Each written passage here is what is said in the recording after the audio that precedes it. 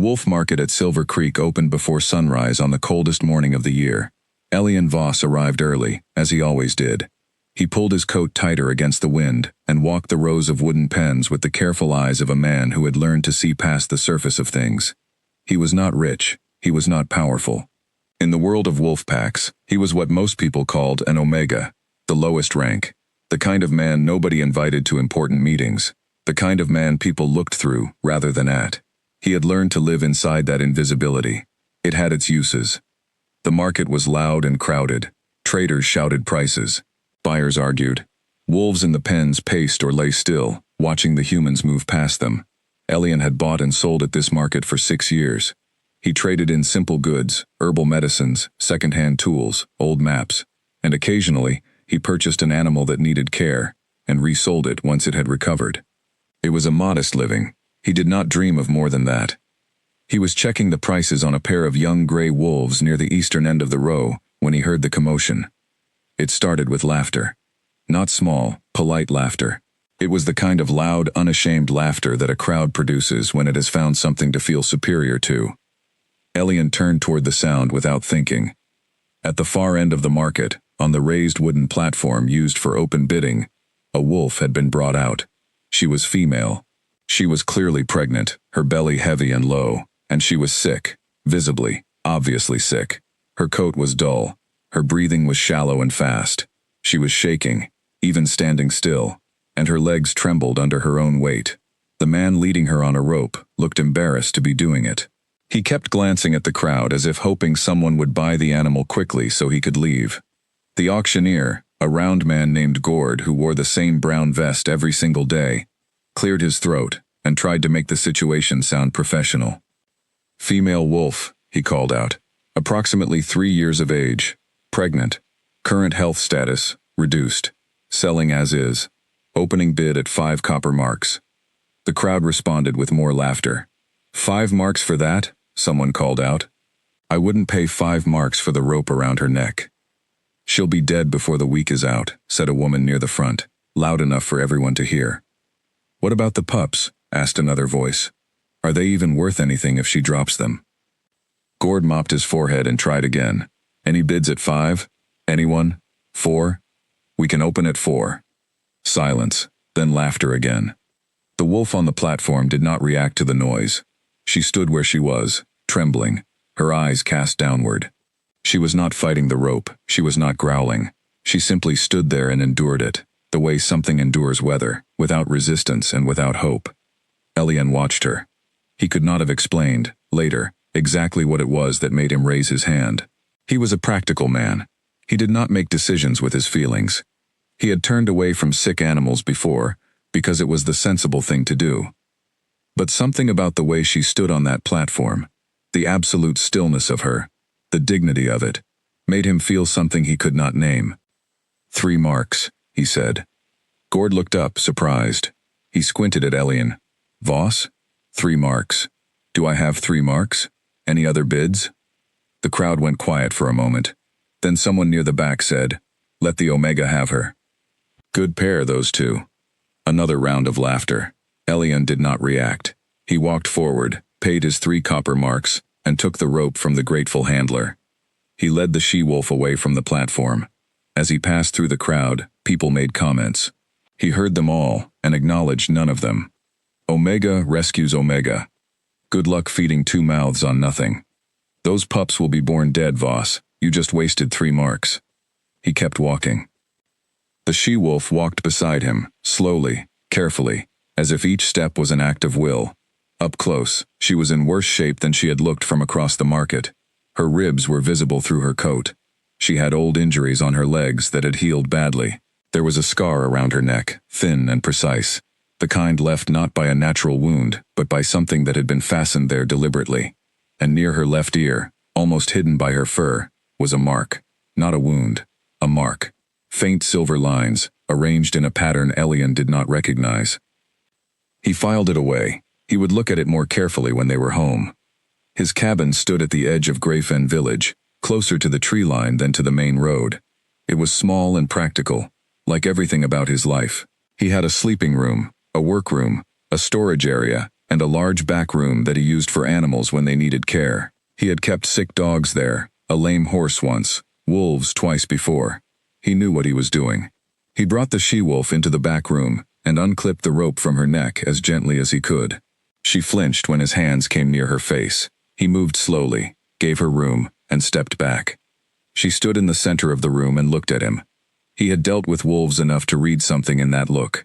It was not aggression. It was not fear exactly. It was assessment. She was watching him with a careful, measuring intelligence that he had not expected. "You're safe here," he said, which was a thing he always said to scared animals, regardless of whether they could understand him. "I am going to get you water and some food. I am going to look at your legs. I am not going to hurt you." He kept his voice low and even. He moved slowly around the room as he set up her space. A bed of clean straw, a wide bowl of water, a smaller bowl of broth he had warming on the stove. He brought these things to her without crowding her, setting them within reach and then stepping back again. She drank the water immediately. Long, deep drinks. He noted that. Dehydration, on top of everything else. While she drank, he crouched a few feet away and looked at her properly. The fever was real. He could see it in her eyes, which had a glassy brightness to them, and feel it when he held his hand near her without touching, a warmth radiating off her that was too strong to be normal. The pregnancy was far along. He was not a specialist, but he had seen enough to guess she was within 2 weeks of delivery, possibly less. He cleaned her legs as best he could that first evening, applying herbal poultices to the old wounds and wrapping them with clean cloth. She bore it without pulling away. Once, when he pressed too hard on a particularly bad area near her right foreleg, she made a sound, a low breath that was half growl and half pain, and he stopped immediately and waited. After a moment, she settled again. She allowed him to continue. He worked until dark. When he was done, he refilled her water bowl and her food bowl, and sat back against the far wall, not too close, and ate his own dinner. She watched him eat. He watched her back. "You have good eyes," he said. "Whatever else is wrong with you, your eyes are clear." She looked at him steadily. He had the strangest feeling that she understood him. Over the next 3 days, the fever did not break, but it did not worsen. Elian rose early every morning and checked on her before he did anything else.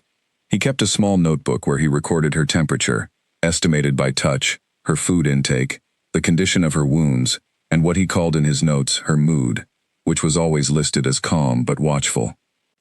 On the 4th day, Doran arrived. Doran was the village alpha of Greyfen, a title that sounded grand, but mostly meant he was the largest and loudest man in a small village. He was not cruel, exactly. He was the kind of man who believed very firmly in the natural order of things and saw no reason to question it. Omegas were at the bottom, alphas were at the top. That was simply how the world worked, and anyone who behaved otherwise was being difficult. He came into the cabin without knocking, which was his habit. He looked at the back room, at the she-wolf resting on her bed of straw, and then he looked at Elian with an expression of profound confusion, followed quickly by amusement. "I heard what you bought at the market," he said. "I didn't quite believe it." "She needed care," Elian said. "She needed a mercy ending," Doran said. "Voss, look at her. She's barely holding on. And when those pups come, if they come, they'll be too weak to survive. You have spent 3 marks, and whatever food you've given her on something that will be dead within the month." Elian continued wrapping a fresh poultice for her left foreleg. "Maybe," he said. "Not maybe. Look at the state of her. She's improving." Doran made a sound that was not quite a laugh and not quite a sigh. "You've always been soft, Voss. It's why you'll always be where you are." He walked to the doorway of the back room and looked at the she-wolf. She looked back at him. Doran blinked. Something in her gaze made him take a small, almost involuntary step back. He covered it quickly. "Get rid of her," he said, and left. Elian finished the bandaging. That same week, his neighbor to the south, a man named Pete Galloway who kept chickens and minded everyone else's business, came to offer 3.5 marks for the wolf. He said he wanted her for the pelt. Elian told him no. Pete looked offended and left, muttering something about Omegas having no practical sense. 2 of Elian's market contacts, men he had traded with for years, took him aside separately over the following days and advised him, with varying degrees of kindness, to cut his losses. One of them, an older trader named Ben Holcomb, actually seemed genuinely concerned. "The market will think less of you," Ben said. "Already people are saying you don't know the value of a purchase. It'll affect your other business." "My business has always been quiet," Elian said. "I'll survive a little more quiet." Ben sighed and let it go. What none of them knew, because Elian had told no one, was what he had noticed on the 5th day. He had been cleaning the area around the she-wolf's left ear, where there was a secondary infection he wanted to treat. He had gently moved the fur aside to see the skin beneath, and the mark had become clearly visible in the morning light. He sat still for a long time, looking at it. It was not a birthmark, it was not an accidental scar. It was deliberate, unmistakable, and extremely old in style. He had seen something similar once, years ago, in a book of pack histories, that a traveling scholar had left at the market by accident.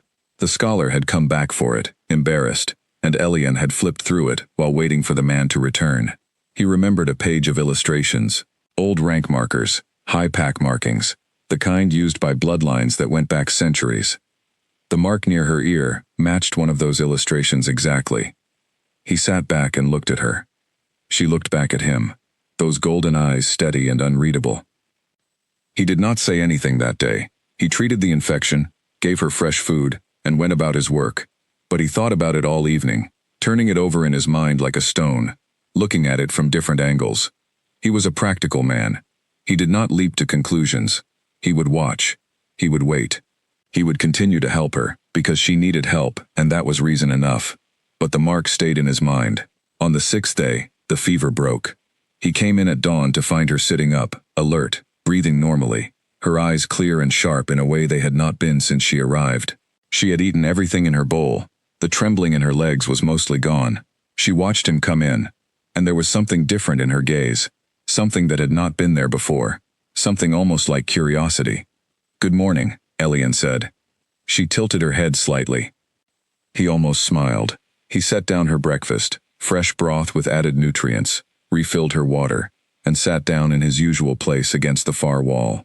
They spent the morning like that, quiet and comfortable, in the particular way that two creatures can be comfortable, when neither of them asks anything of the other.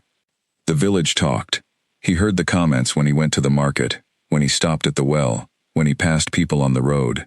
The story of the Omega who had bought the sick wolf had become a kind of ongoing joke in Greyfen, the kind of joke that people returned to when they needed something to feel superior about. He let them have it. He had always found that the quickest way to end a joke was to stop reacting to it. What mattered was that she was alive.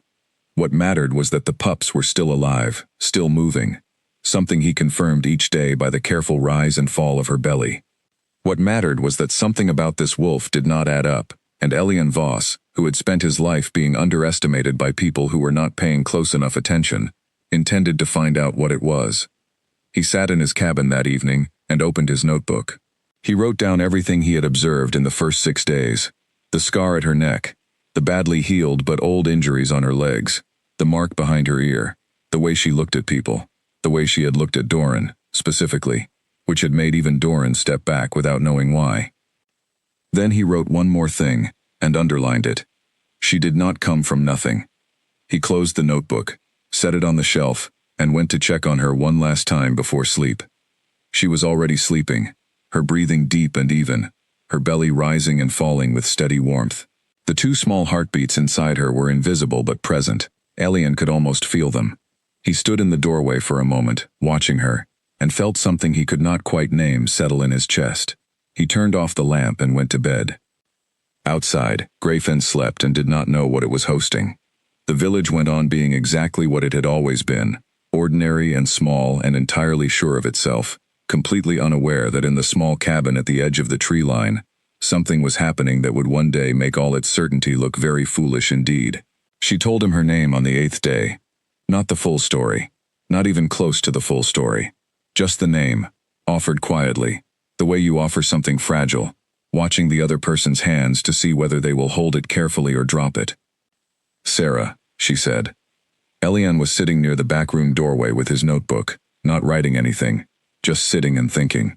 He had been doing a lot of sitting and thinking lately. He looked up when she spoke, and was, for a moment, entirely still. He had suspected she could speak. He had noticed the way she tracked conversation, not as an animal follows sound, but as a person follows meaning. He had noticed the way her expression changed when he said specific words versus general ones. He had noticed, on the 5th day, that when he had said aloud, almost to himself, "I wonder if the infection is coming from the wound, or from something internal," she had looked at him differently, not with confusion, with something closer to focus, as if she were considering the same question. But suspecting something and having it confirmed are two very different things. "Sarah," he repeated, trying the word out. She nodded once. He did not ask 100 questions. He did not lean forward with the urgent excitement of a man who has discovered something remarkable. He simply nodded back, wrote the name in his notebook and said, "That is a good name." She watched him. Then something shifted in her expression, something so small that a less observant man would have missed it entirely, something that might, in the right light, have been called relief. Over the following days, she spoke more. Not in long sentences, not in explanations. She spoke the way someone speaks when they have spent a long time not speaking, and are relearning the habit one word at a time. She asked him questions, which surprised him. She asked about the village, about his work, about the plants he used for the poultices on her legs. She asked how long he had been at the market in Silver Creek, and when he told her 6 years, she was quiet for a moment, and then said, "Did you always work alone?" "Usually," he said. "By choice?" He thought about it honestly. "Partly," he said, "and partly because the people around me preferred it that way." She understood that. He could see that she understood it without him explaining further. She never talked about herself. She answered practical questions, yes and no, and occasionally gave a one-sentence clarification when he needed to understand something to treat her properly. But she offered nothing voluntary. She kept the door to her past closed in a way that was not hostile, but was absolutely firm. He did not push it. He was more interested in what her body was telling him than what her words were withholding, and her body was telling him things that continued to trouble him deeply. On the 9th day, he changed the bandaging on her right foreleg and saw the old scarring more clearly than he had before. He had worked with enough animals and enough injured people to understand injury patterns. A cut goes in one direction, a burn spreads in a shape. A wound from a fall looks different from a wound from a blow. The old scars on her legs, particularly the ones that had healed badly and left raised, twisted tissue behind, were not from accidents. The pattern was wrong for accidents. They were the kind of marks left by deliberate, repeated injury, the kind that builds up over time on someone who cannot get away. He said nothing about this. He continued bandaging her leg with steady hands and a calm expression. Inside, something cold and heavy settled in his chest. On the 11th day, he noticed the scar on her neck again, this time in better light. It was thin, almost delicate in its precision. Something had been around her neck for a long time, something that had dug in, had been too tight, had been there long enough to leave a permanent mark. He had seen collars leave that kind of scar before, on animals that had been owned by careless people. But the precision of this one, the evenness of it, suggested something more than simple neglect. It had been put there deliberately, and designed to mark her in a specific way. He went to his shelf that evening, and took down the old book he kept wedged between a field guide and a stack of trade ledgers. It was not the book of pack histories. He had never been able to get a copy of that. This was a simpler reference, a general guide to wolf pack structure that he had bought second-hand years ago for practical reasons. He flipped to the section on rank marking. He read for an hour. Then he set the book down and sat quietly for a while. In the old traditions, rank was sometimes marked physically, not just by behavior, not just by social position. Physically. High-rank families used silver markings, natural marks that appeared at birth, usually near the left ear. Low-rank marks could be added, applied through specific methods, meant to strip someone of visible status, to make them appear to be something they were not. The practice was illegal in most territories now, had been for several decades. But illegal did not mean gone. What he was reading described exactly what he thought he was looking at. Someone had taken this wolf, stripped her of her visible rank markers, and put her in a collar designed to reinforce the deception. They had hidden what she was. And then, he suspected, they had sold her to the market at Silver Creek, where nobody would look too closely, and where the crowd would be too busy laughing to notice what was right in front of them. He went to check on her. She was sleeping, but she woke when he came in, which she always did. She woke instantly and completely, another thing that did not fit a common wolf. "Sarah," he said carefully, "I need to ask you something, and I need you to tell me the truth." She looked at him.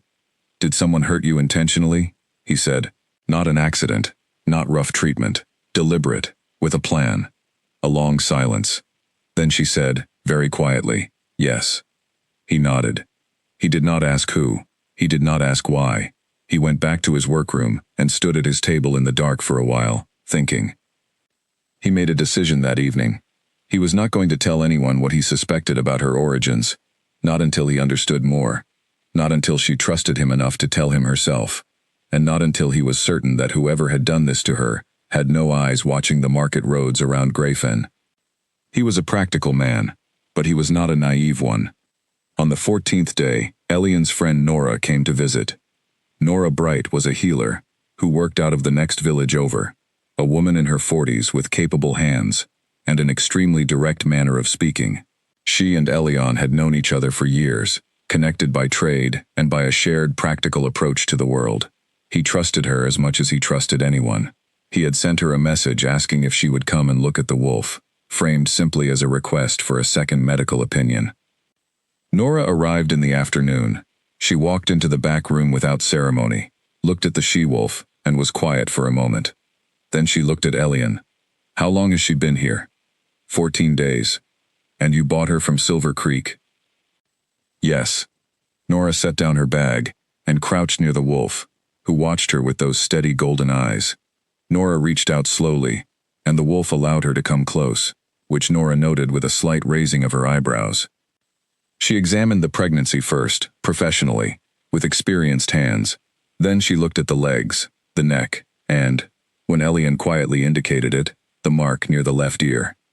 Nora sat back on her heels and was quiet for what felt like a very long time. "Elian," she said at last, "where exactly did you get this animal?" "Silver Creek. I told you. She was on the auction platform. Nobody else would buy her." "And nobody looked at her properly?" "The crowd found her condition funny." Nora made a sound that expressed exactly what she thought of the crowd at Silver Creek. She stood up, moved to the doorway, and lowered her voice so that only Elian could hear her clearly. "The pups are alive," she said. "2 of them, I think. Strong heartbeats." "The pregnancy is full term, Elian. She is days away, not weeks." "I thought so." "The legs. Those injuries are old, years old, and they were not treated.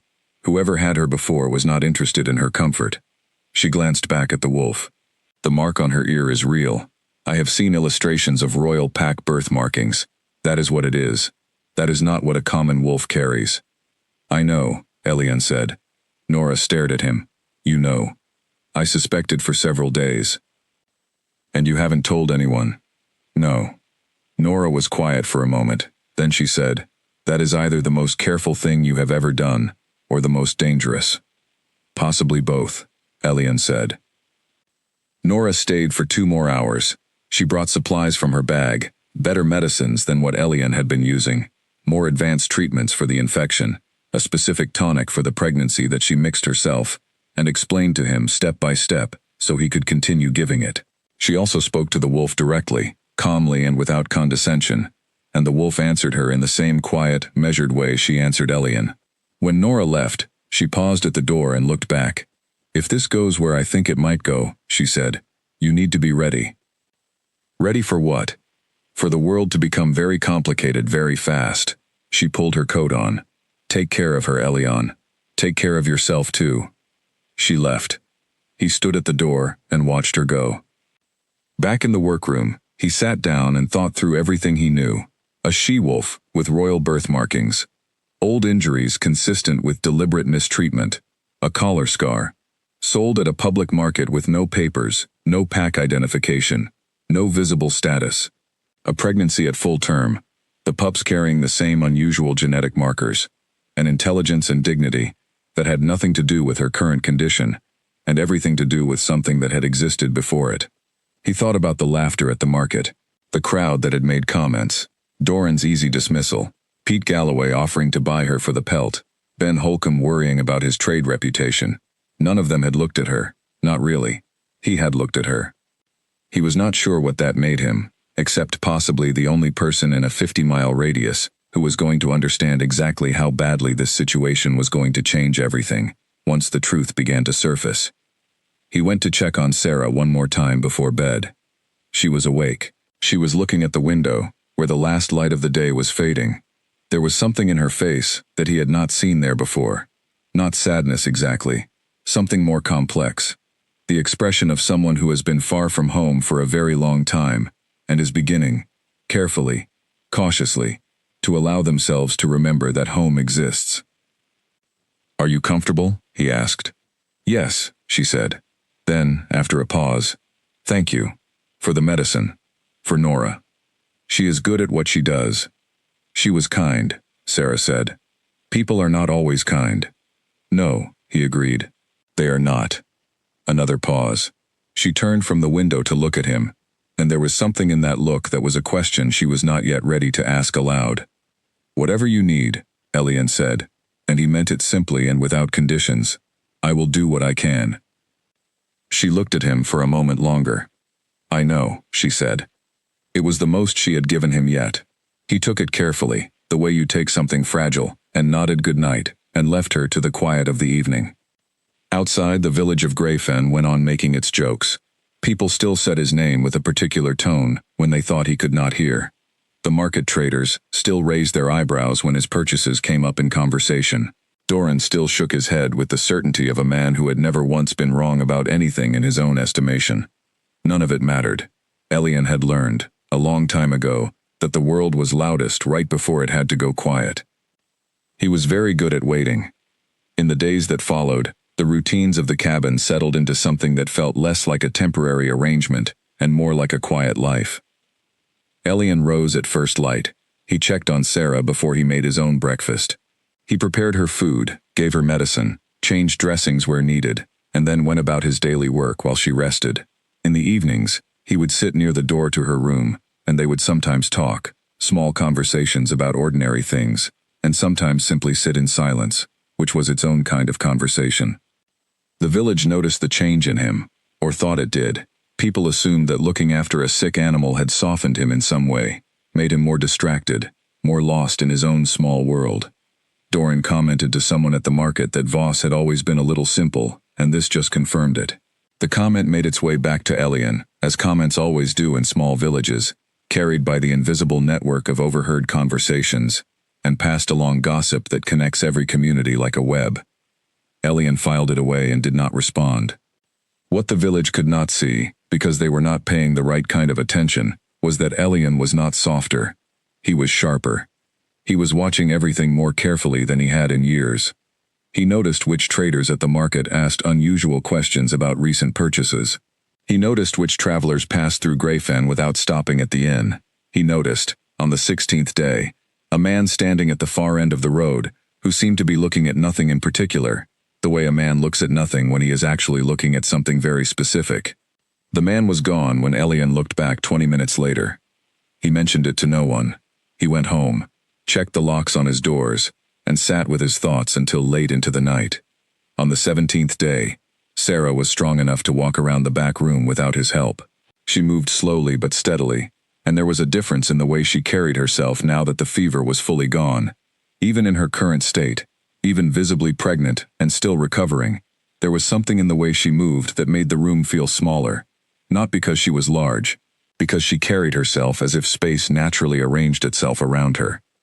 He noticed it again and thought about what it meant. She caught him watching her on that 17th morning and looked back at him steadily. "You have questions," she said. "I always have questions," he said. "I don't always ask them." "You can ask some," she said. He considered for a moment. "The mark on your ear," he said. "I have seen illustrations like it. I have read about what it means. I am not asking you to confirm it. I am asking only whether the people who hurt you knew what it meant." A long pause. "Yes," she said. "That is why they did what they did." He nodded slowly. That was enough. That confirmed the shape of it, the deliberate targeting, the specific nature of the harm. This was not random cruelty. It was calculated. "Will they come looking?" he asked. She met his eyes. "Eventually," she said. Either they will, or someone else will. He thought about the man on the road. How long do we have? I don't know, she said honestly. I have been trying not to think about it. I have been thinking about surviving instead. That is the correct priority, he said. She looked at him for a moment, and then she said something that surprised him. You are not afraid of this, she said. It was not quite a question. I am, he said. I am choosing to be useful instead. She was quiet. Then she said, very softly, that is harder than most people understand. He looked at her. I think you understand it. She turned back toward the window. The morning light came through it and touched the mark near her ear, the faint silver lines that the crowd at Silver Creek had been too busy laughing to notice. Yes, she said, I do. That evening, when he sat in his workroom and reviewed his notes, Elian added a new column to his records. Not medical observations, not practical details. He wrote simply, allies. He wrote Nora's name. He thought for a while, and then wrote no other names. Because there were no other names. In the entire village of Greyfen and the surrounding territories he knew well, there was no one else he trusted with something of this weight. He was one man. He had limited resources and a very small reputation. The joke of the market, the Omega who rescued the sick wolf, the man Doran shook his head about. But he had looked when everyone else had turned away. He had paid 3 copper marks and walked through the crowd's laughter without breaking stride. He had seen the mark near her ear. He had read the patterns on her legs and known them for what they were. He had sent for Nora and kept his mouth shut about everything else. He was not powerful. He had never been powerful, but he had one skill that he had spent his entire life practicing without knowing what it was for. He was extremely good at seeing the truth when everyone around him was too comfortable to look for it. He closed the notebook and blew out the lamp. In the back room, Sarah slept. 2 small lives moved inside her, steady and warm, and entirely unaware that the whole world was going to have to rearrange itself around them before very long. The pups came on a night when the wind was loud enough to cover everything. Elian had stayed up, not by plan but by instinct. He had been sitting in the workroom with a lamp burning low, reading the same page of his trade ledger for the 5th time, without absorbing a word, and then Sarah had made a sound that brought him to his feet before he knew he was moving. He pushed open the door to the back room. She was already in the early stages, and she looked at him when he came in, with an expression that was both pain and focus in equal measure. He moved to her side without hesitation. He had assisted with difficult births before, animals, and, twice in his life, people. He was not a trained healer, but he had steady hands and calm nerves, and in this moment, both were needed. I am here, he said. I am not leaving. She did not waste breath on words. She turned inward, the way creatures do when the body takes over from the mind, and Elian positioned himself to help where he could, keeping his voice quiet and even, checking her breathing, watching for signs of distress. The first pup came slowly, too slowly. Elian worked carefully, and when it finally arrived, it was small and still, and he felt his heart drop. But he rubbed it with a clean cloth, the way Nora had shown him to stimulate a newborn, and after what felt like a very long several seconds, it moved. A small, shaking, furious movement, then a sound. Small and indignant, and absolutely alive. Sarah made a sound that was not quite a word, and not quite not one. The second pup came faster. It was slightly smaller, but arrived breathing, and when Elian placed it near its sibling, both moved together toward warmth. The third pup did not survive. It was too small, had been too small for too long, and there was nothing Elian could have done to change that. He removed it quietly, and wrapped it and set it aside, and said nothing, because there was nothing to say. He looked at Sarah. She was looking at the 2 living pups. She was exhausted. She was barely able to hold herself upright, but her eyes, resting on those 2 small lives, held something that all the fever and the pain and the weeks of hardship had not managed to take from her. He left her with them, and went to wash his hands and boil water, and heat the additional warming cloths he had prepared. He worked through the rest of the night, checking on the pups at intervals, monitoring Sarah's temperature, keeping the room at the right warmth. Around 4 in the morning, he sat down for the first time in hours, and looked at what he had in front of him. 2 pups, alive and nursing. Their coats were dark, the way newborns often are before their adult colors come through, but near their left ears, both of them, barely visible on such small heads, were the faint silver markings. Not copies of Sarah's mark, not exactly, but clearly of the same origin, the same lineage, the same line. He reached out carefully and let the tip of his finger brush near one of the marks without touching the pup itself. He felt something, or imagined he did, a faint warmth that was different from ordinary body heat. He sat back. Then he noticed the eyes. Both pups had opened their eyes briefly, which newborns rarely did in their first hours. The color was amber gold, exactly the color of their mother's, but around the edge of the iris, in both of them, was a thin ring of deep violet. He had been to enough market fairs over the years. He had looked at enough animals, catalogued enough bloodlines, read enough of the guides and references that circulated among serious traders. He knew what violet-ringed eyes in wolf offspring meant. It was in 3 different references he owned. It was the single most specific genetic marker in the entire system of wolf bloodline tracking. It appeared in only one living family line, the Royal Vakar bloodline, the bloodline of the Alpha Kings. He sat against the wall of that back room in the small dark hours of the night, listening to the wind outside and the small sounds of 2 newborn pups, and understood with absolute clarity what 3 copper marks had bought him. He did not sleep that night. He sat and he thought, and the more he thought, the more the picture arranged itself into something both clearer and more frightening than anything he had faced in his quiet, ordinary life. In the morning, Sarah woke to find him still there. She looked at the pups first, then at him. Her eyes were clearer than they had been in weeks. The delivery had been hard, but the recovery from the fever seemed to have created its own momentum.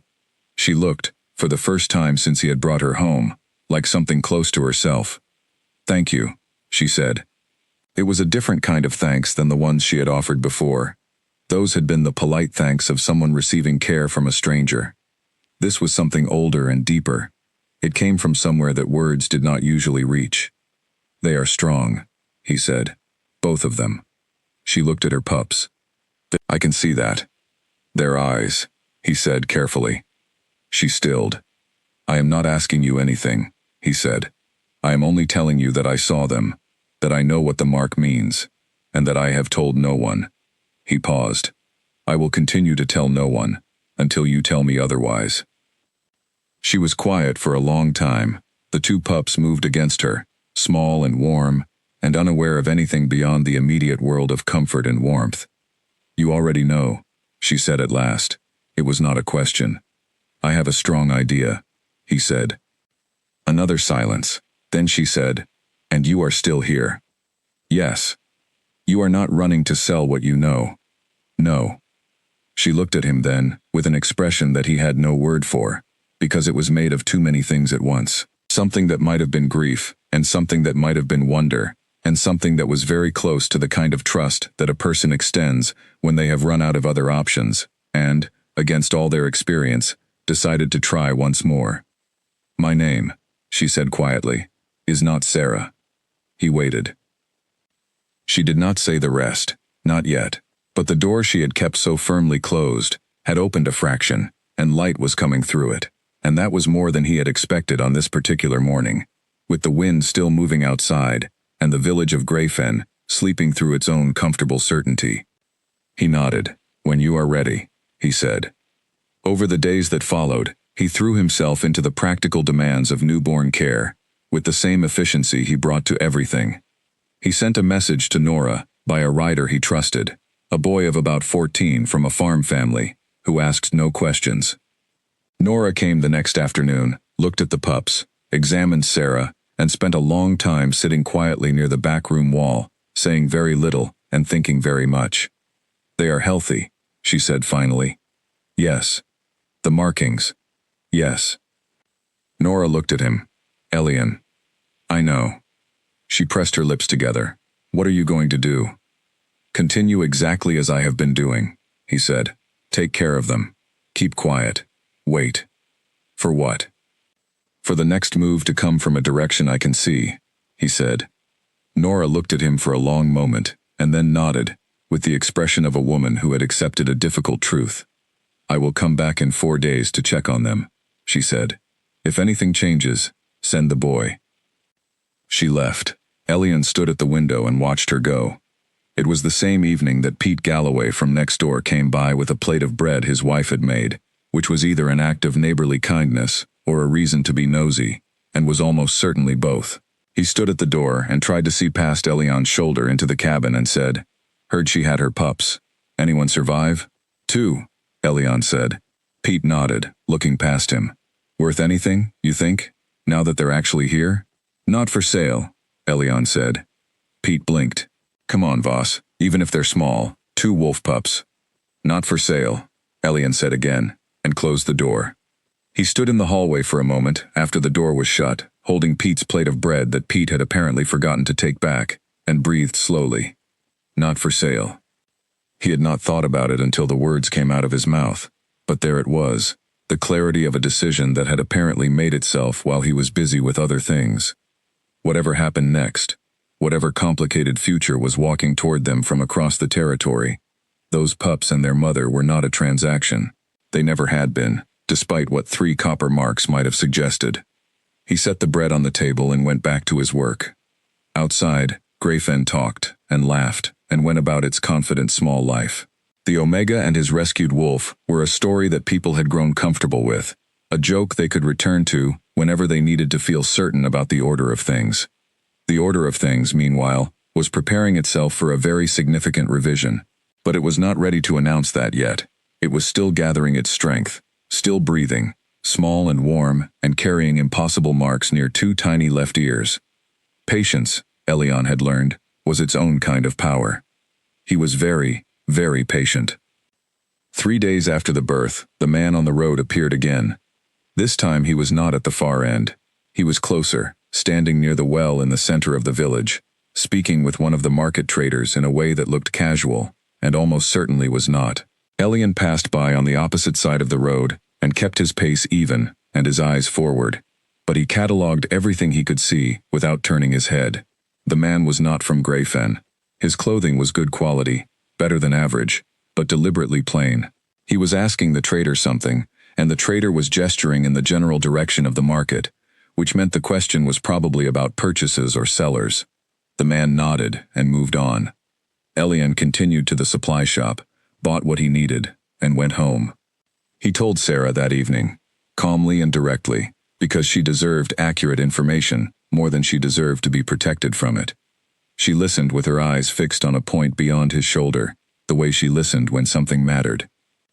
"Describe him," she said. He did. Her expression told him something. Not much, just enough. "I don't know who he is specifically," she said after a moment, "but I know who sends that kind of person. Can you tell me anything about the threat level?" She was quiet for a moment. "They will not move openly," she said. "They cannot. Not in a village. Too many witnesses. They will watch first. Try to learn what I have said, and who knows what. They are looking for information before they take any action." How long before watching becomes something more? Weeks, perhaps. Possibly less if they find something that frightens them. She looked at him directly, like a healer visiting regularly, or a cabin that is locked at unusual hours. He understood. "I will adjust," he said. She looked at him with that particular expression again, the one he still had no word for. "You are not reacting the way most people would react," she said. "How would most people react? With fear? Or with excitement at the value of what they have stumbled into?" "I have what I had 3 weeks ago," he said. "A cabin, a small income, a reputation as the village fool. None of that changes what needs to be done." She said nothing for a moment. Then, "What does need to be done?" "Keep you safe," he said simply. "Keep the pups safe. Wait for you to be ready." "Ready for what?" "For whatever comes next," he said. "I don't think that's my decision to make." She looked at him for a long time. The pups shifted against her, making the small sounds of well-fed, comfortable newborns. Outside the window, Grayfen went on in its ordinary way, entirely unaware that the question of what comes next was already in motion, moving toward them from somewhere far away, gathering speed with every day that passed. "I need to tell you something," Sarah said. He waited. "My name," she said, "is Saravin, and I am not what the market thought I was." "I know," he said. "You don't know all of it." "No," he agreed. "But I will, when you are ready." She looked at the pups, then back at him. Something in her face settled, the way a decision settles, the way a door closes on what was, and opens toward what must be. Soon, she said, I will tell you soon. He nodded, and left her to rest. He walked through his small cabin to his workroom, sat at his table in the lamplight, and wrote in his notebook the thing that he had been thinking for days, but had not yet committed to paper. He wrote, "She is going to need more than me." He underlined it. Then he sat back and began, carefully and methodically, to think about who that might be. She told him everything on a gray morning, when the rain came in sideways, and the village turned inward, and no one was walking the roads. She did not build toward it slowly. She did not set a scene, or arrange her words. She simply sat up against the back wall of the room, her pups nursing beside her, and she said, "My full name is Saravan Vakar. I am the bonded mate of the Alpha King, Kalem Vakar, and I have been missing for 63 days. Elian was sitting across from her, with his notebook closed on his knee. He did not open it. He did not move. She watched him take it in, the way you watch someone step into cold water, tracking whether they will flinch or hold. He held. "Tell me what happened," he said. So she told him. And once she started, it came out in the way that things come out when they have been held in too long. Not with drama, with precision, each detail placed carefully, like a person reconstructing the path through a forest after dark by remembering each footfall. She had left the palace under the cover of an arranged diplomatic journey. The journey had been arranged by members of Kalem's own council, men who had served the pack for years and who had, it turned out, been building something else in parallel for a very long time.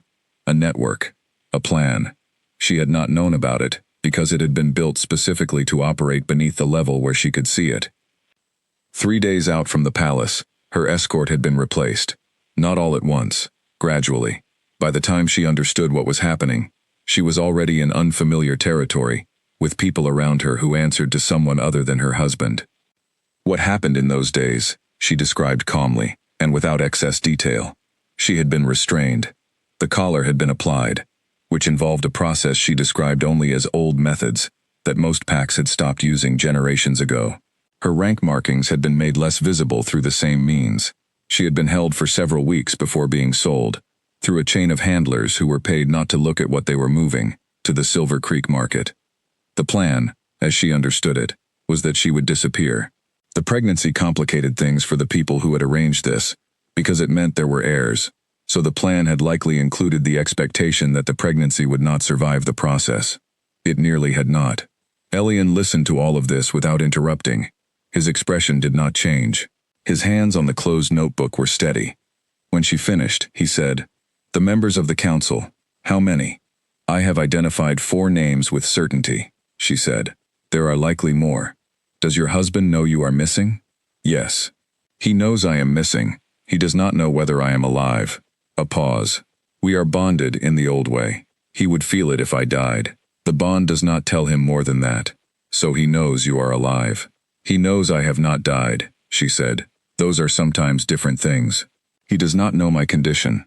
He does not know where I am. The people who did this planned their timing carefully. They knew that finding one person in the territories takes time, even for a king. How would he search? Scouts, trusted riders. Eventually he would expand the search. Put word out in markets and inns. Offer a reward through quiet channels." She met Elian's eyes. "Which means, if the man you have seen on the road is one of Kalem's people, the search has already reached this far. Or," Elian said carefully, "if he is one of the council's people." "Yes," she said. "That also." They looked at each other. This was the thing. This was the shape of the danger. Not one source but 2, moving toward the same point from different directions, and no way yet to be certain which had arrived first.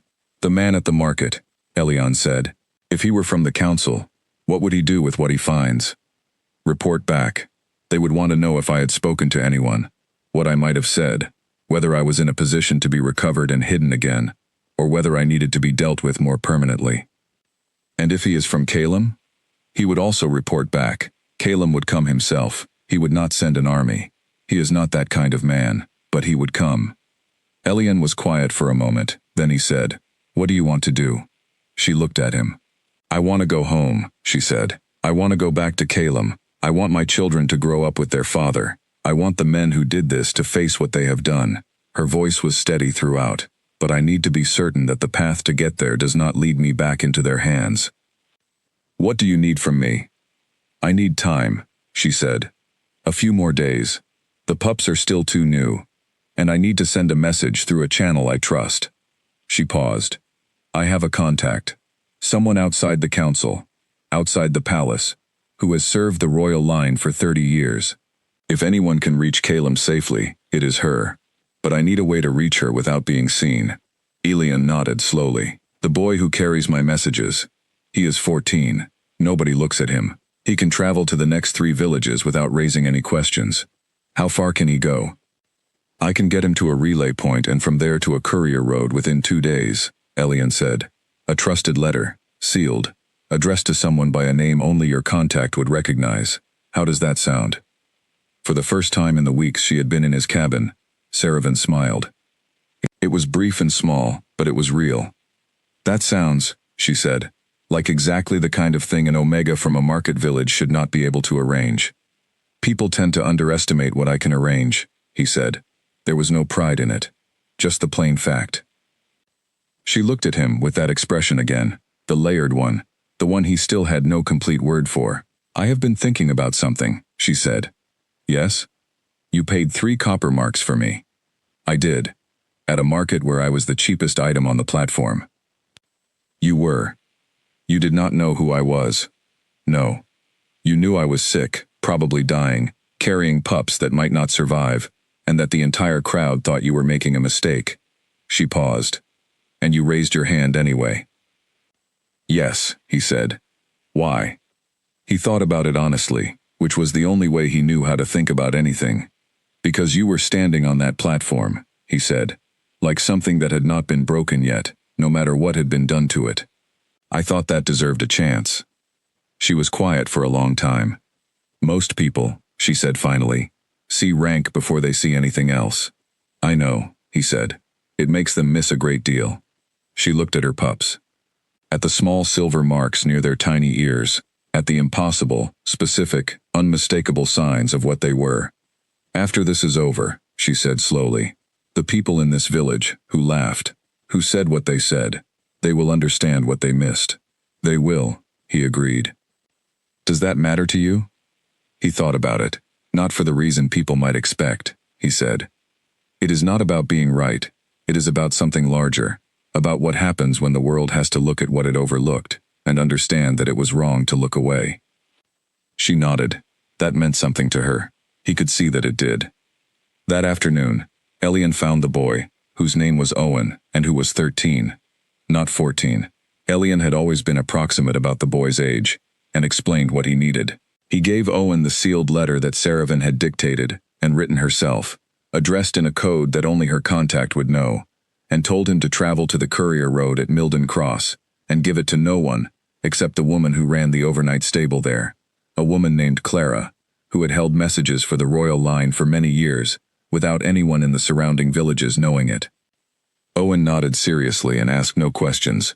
He pocketed the letter, took the coin Elian offered, and left before the afternoon rain started again. Elian went back inside and stood in the hallway of his cabin, listening to the rain and the quiet sounds from the back room, and thought about the next 48 hours. There were too many moving pieces now. The man on the road, the letter in Owen's pocket, the pups who were too small to move quickly, Saravan, who was stronger than she had been but was not yet at full strength, the council's agents, whoever they were, moving through the territory on a mission she had described with cold precision, Calum's scouts, looking for the same woman from a direction of love rather than fear, but arriving at the same roads. He was one man, an Omega.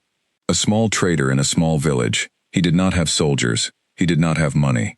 He had a locked cabin, a practical mind, a 14-year-old message carrier, a healer friend, and the absolutely certain knowledge that the woman in his back room was worth more than every person in Greyfen had imagined combined. He went to his workroom and started preparing. He did not know exactly what he was preparing for. He knew only that when things began to move, they would move fast, and the only advantage he had was being ready before anyone expected him to be. He worked until the lamp burned low. In the back room, Saravan put her pups to sleep with the careful precision of someone who has decided, with full clarity, exactly what kind of mother she is going to be, which is to say, the kind that does not let fear win. Outside, the rain continued to fall on Grayfen, and Grayfen continued to assume that the world was exactly as it had always been, which was the kind of mistake that small, comfortable places make just before everything changes. Owen came back the following evening. He had made it to Milden Cross in under a day, found Clara at the stable, exactly where Elian had said she would be, and delivered the letter. Clara had not reacted outwardly, he reported. She had simply looked at the handwriting on the outside of the envelope, looked at Owen for one long second, and then gone inside. When she came back, she had given him a small folded paper, pressed it into his hand, and said 3 words only. Owen recited them to Elian, exactly as she had said them. He already knows. Elian stood still for a moment. He already knows. Calum was already moving. The search had already come closer than Elian had realized, which meant the 48 hours he had estimated as buffer might already be gone. He went immediately to Saravan and gave her the 3 words. She closed her eyes for a moment. When she opened them, they were brighter than they had been. "He is coming," she said. "Yes. How long?" "Clara's relay reaches the palace in roughly 16 hours, Elian said. "If he sets out immediately, which from everything you have told me about him sounds likely, he reaches the outer territory of Grayfen in another day and a half. That is 36 to 40 hours from now. Approximately." She looked at her pups. "And the man on the road?" "He has not been seen today," Elian said, "which worries me more than when he was visible."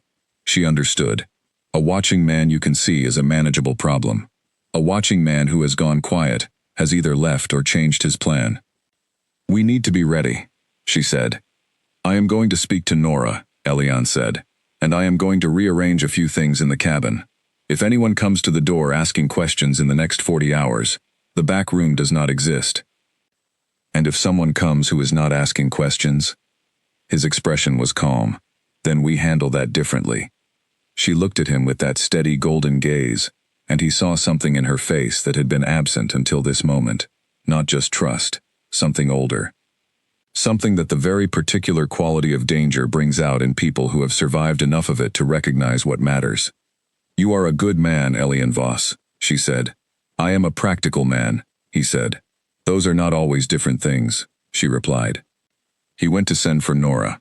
Nora arrived within 2 hours of Elian's message. She came through the back garden rather than the front road, which Elian had suggested without quite explaining why, and she came with a bag that was larger than her usual one.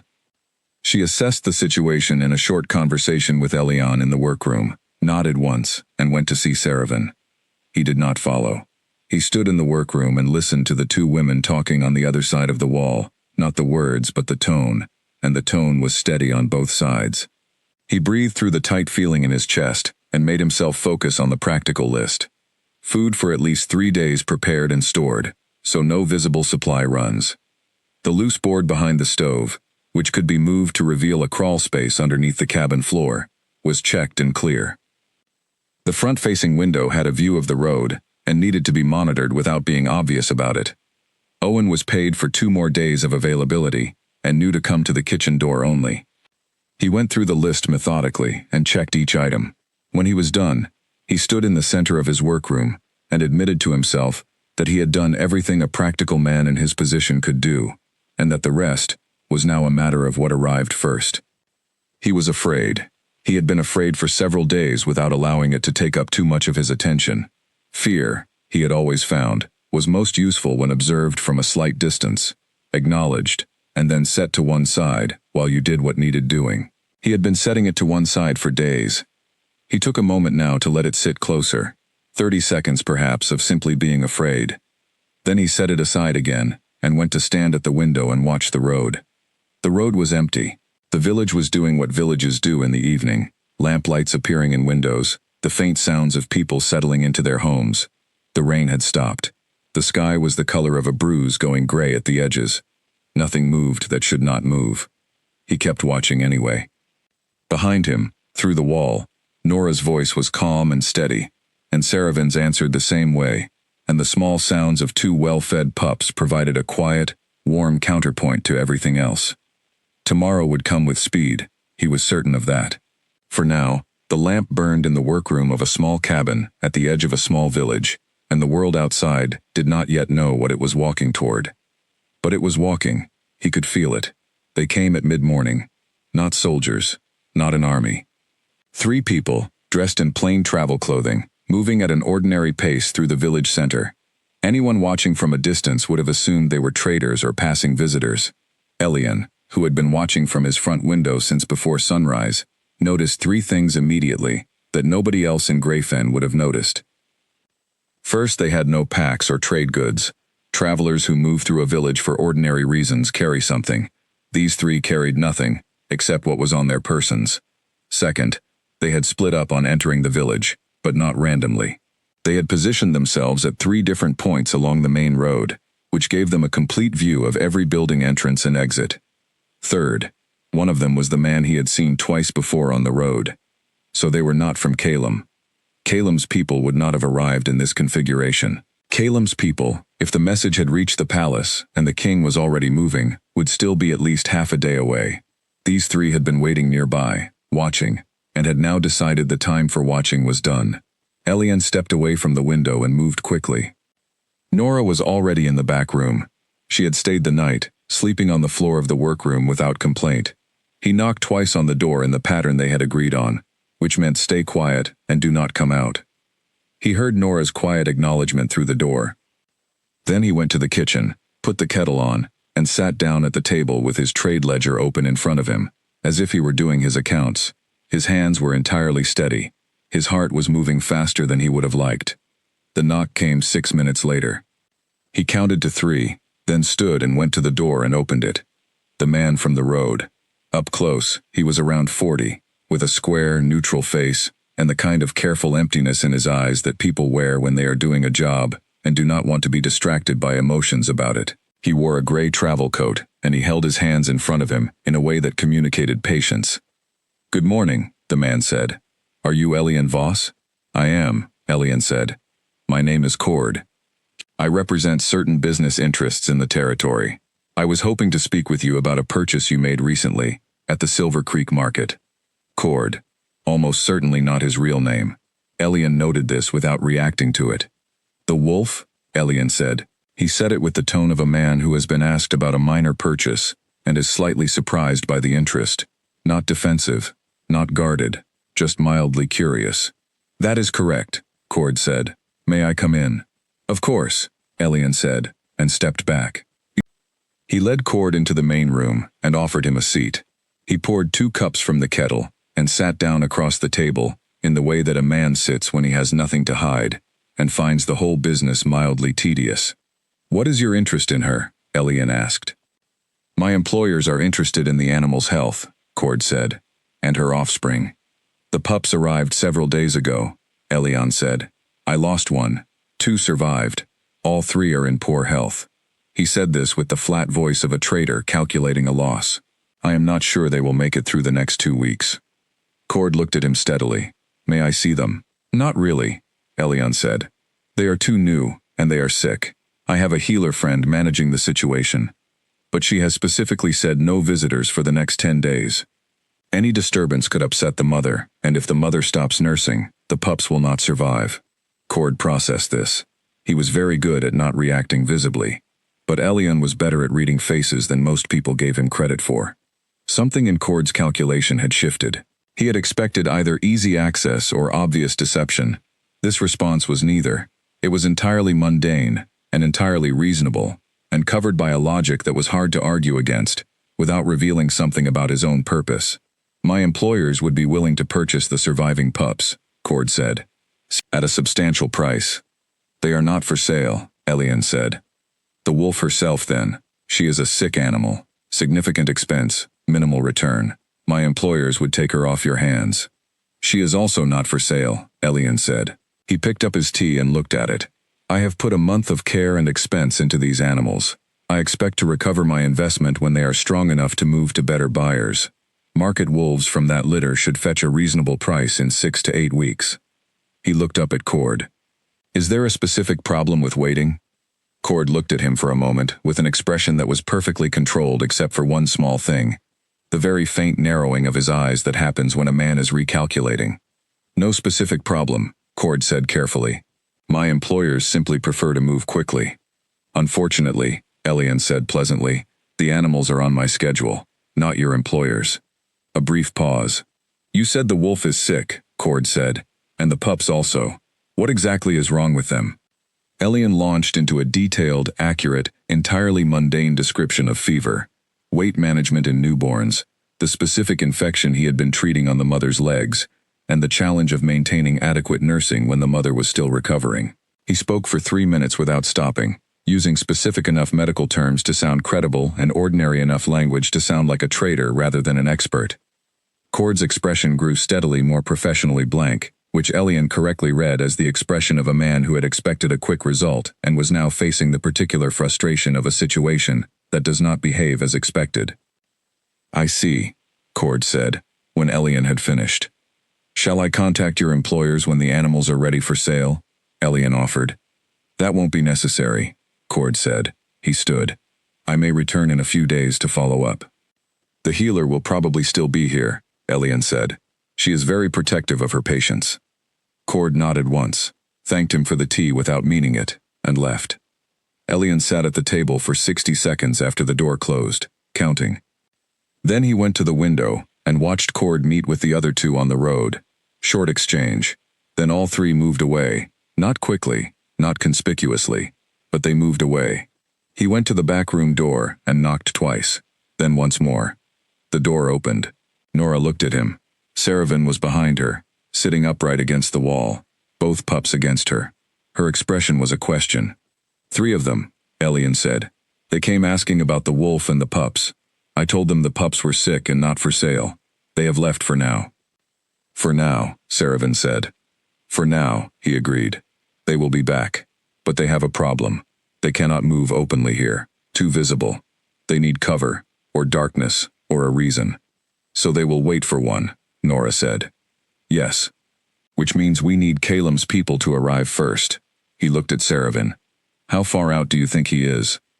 If Clara's relay reached the palace on time, she said, and if he moved the moment he received it, and if the roads are clear, she calculated. Perhaps tonight. Perhaps early tomorrow morning. Then we have one night to hold, Elian said. Nora looked at him with the particular expression of a woman who has agreed to something without fully accounting for all of what it would require, and has decided to see it through anyway. Tell me what you need, she said. Elian told her.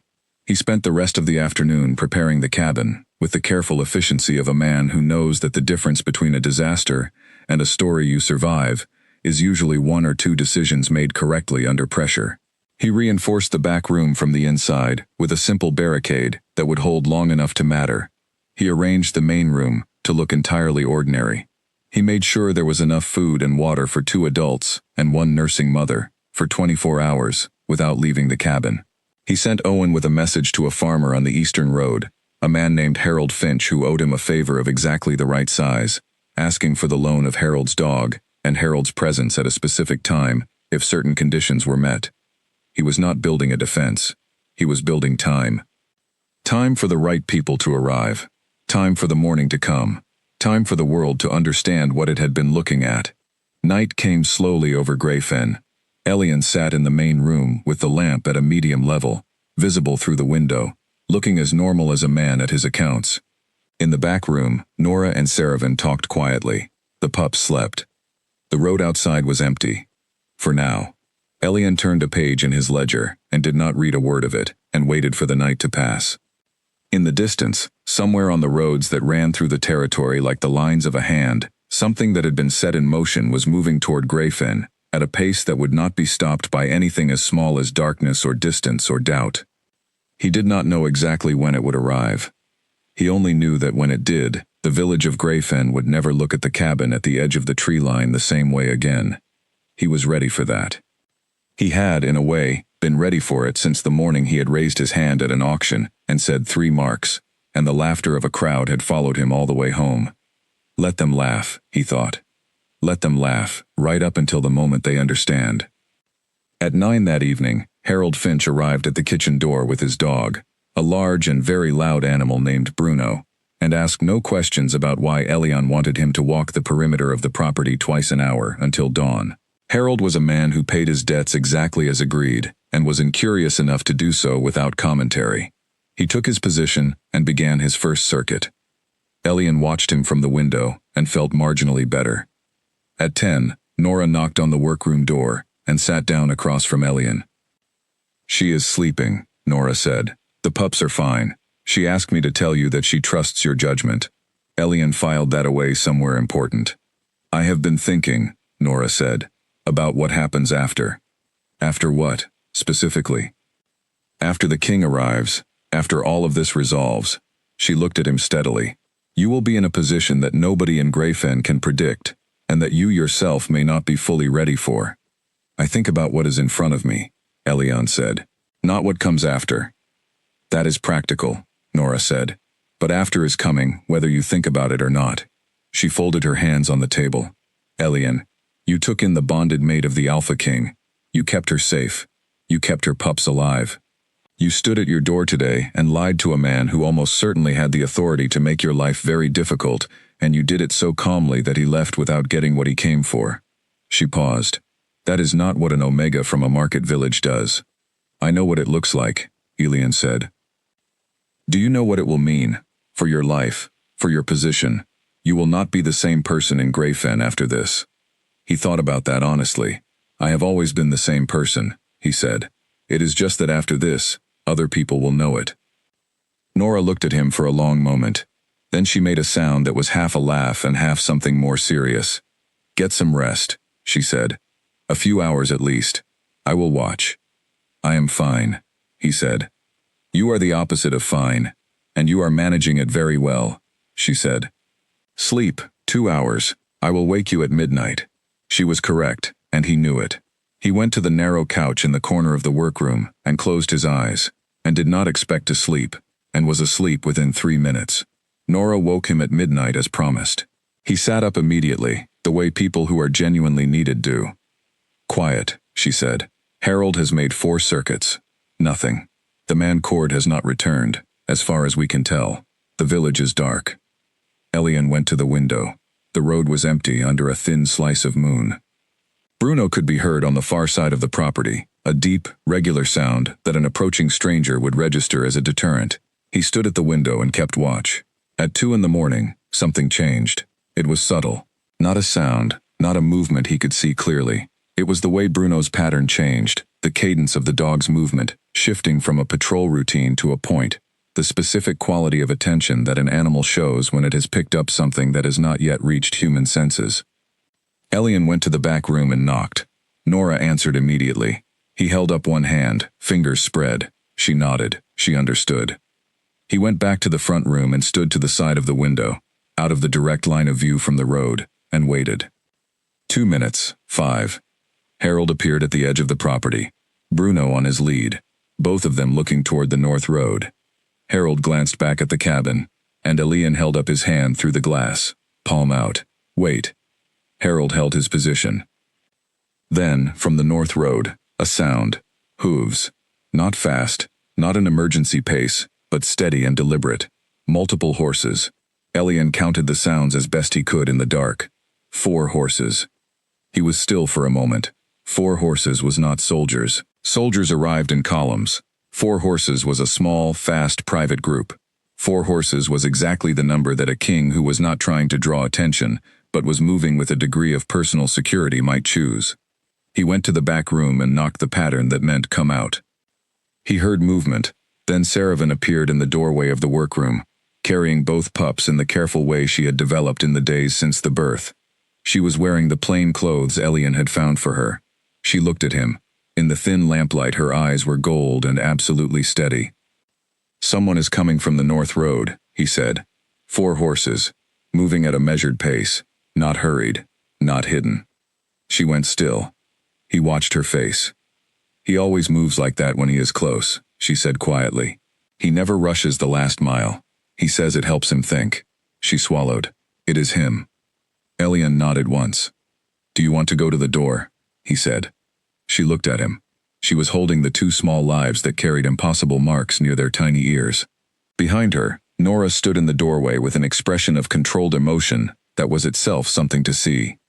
"Yes," Seravin said. "I want to go to the door." He led her through the workroom, through the main room, to the front door. He stood with his hand on the latch and looked at her. She nodded. He opened the door.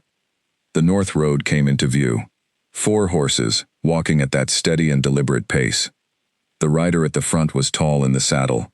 He had slowed as the cabin came into view, slowed further, and was now barely moving at all.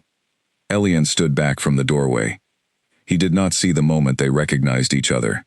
He stepped to the side, into the shadow of the door, because this was not his moment and he knew it. But he heard it, a sound from the figure on the horse, a single sound that carried the weight of 63 days in it, and then the hurried dismounting, and the quick feet on the ground, and the name that the man said, just her name, in a voice that had nothing left in it but the fact of finding her. And her voice, answering. And the pups, who knew nothing about any of it, making small, warm sounds in the cold night air. Elian stood in the shadow of his own doorway and breathed. Harold Finch, on the far side of the property, had the good sense to take Bruno back toward the road and look at a completely different part of the sky. Nora appeared at Elian's shoulder. She did not say anything. She stood beside him in the dark, and they were both quiet for a moment. "Well," she said at last, very softly. "Yes," Elian agreed. Tomorrow was going to be very different from today. Everything forward from this moment was going to be very different from everything before it. He could already feel the shape of it, vast and complicated and certain. But right now, in this moment, on this cold night, outside a small cabin, at the edge of a small village, that had laughed and did not yet know what it had laughed at, the only thing that existed was the reunion of 2 people and 2 children who had almost been separated forever by people who believed that power gave them the right to make that choice. Elian Voss, Omega, market trader, the man who had raised his hand and said 3 marks and walked through laughter, stood in his doorway and watched the world begin to correct itself. It was, he thought, worth the wait. Calum Vakar was not what Elian had expected. He had constructed an image in his mind over the weeks, built from the fragments Seravin had offered and his own knowledge of what the title Alpha King implied. He had expected someone imposing, formal, armored in authority, someone whose rank preceded him into a room, the way a cold wind precedes a storm. What came through the cabin door the following morning was a man in his mid-30s, with road dust on his coat and eyes that showed, clearly and without apology, what 63 days of not knowing had done to him. He was tall, he was composed. But the composition was the kind that comes from long practice, not from the absence of feeling. The feeling was right there, if you knew where to look, and Elian knew where to look. He had brought 2 of his 4 riders inside with him. The other 2 remained outside, watching the road. The 2 inside stood near the door, not crowding the room, giving the king space without ever losing awareness of every entrance and exit. Calum looked at Elian the way that a man looks at someone when he is trying to understand exactly what he is owed and cannot quite find the vocabulary for it yet. "You are Elian Voss," he said. "I am," Elian said. "You bought her at Silver Creek." "I did. For 3 copper marks." "That was the opening bid," Elian said. "No one else was willing to go that high." Something moved across Calum's face at that, something that tightened for a moment and then released. He was quiet for a few seconds. "She told me what you did," Calum said. "She told me everything that happened, from the market to this morning." Another pause. "I am told you did not go to the strangers who came asking questions." "I did not." "You could have. The reward offered through certain channels is significant." "I know," Elian said. "And yet you did not." "No." Calum looked at him for a moment, then he said, very simply, "Why?" Elian had been asked this question in various forms over the past weeks, by Nora, by Seravin herself. He had different answers for different occasions. For Calum, standing in his workroom with his coat still on and his eyes full of the specific gratitude that a person carries when the worst outcome they were prepared for did not happen after all, Elian chose the simplest one, because she needed to be safe, he said. The who of it did not seem relevant at the time. Calum was quiet. The reward money, he said after a moment. Whatever I set through the public channels, I will triple it for you privately. That is generous, Elian said. I do not want it. Calum blinked. It was, apparently, not the answer he had anticipated. The 3 copper marks, Elian continued, and the cost of Nora's medicines and her time, which I will give you a figure for, and which I would like to pay on her behalf, since she did not charge me, and she should be compensated. He paused. Beyond that, I do not want payment for this.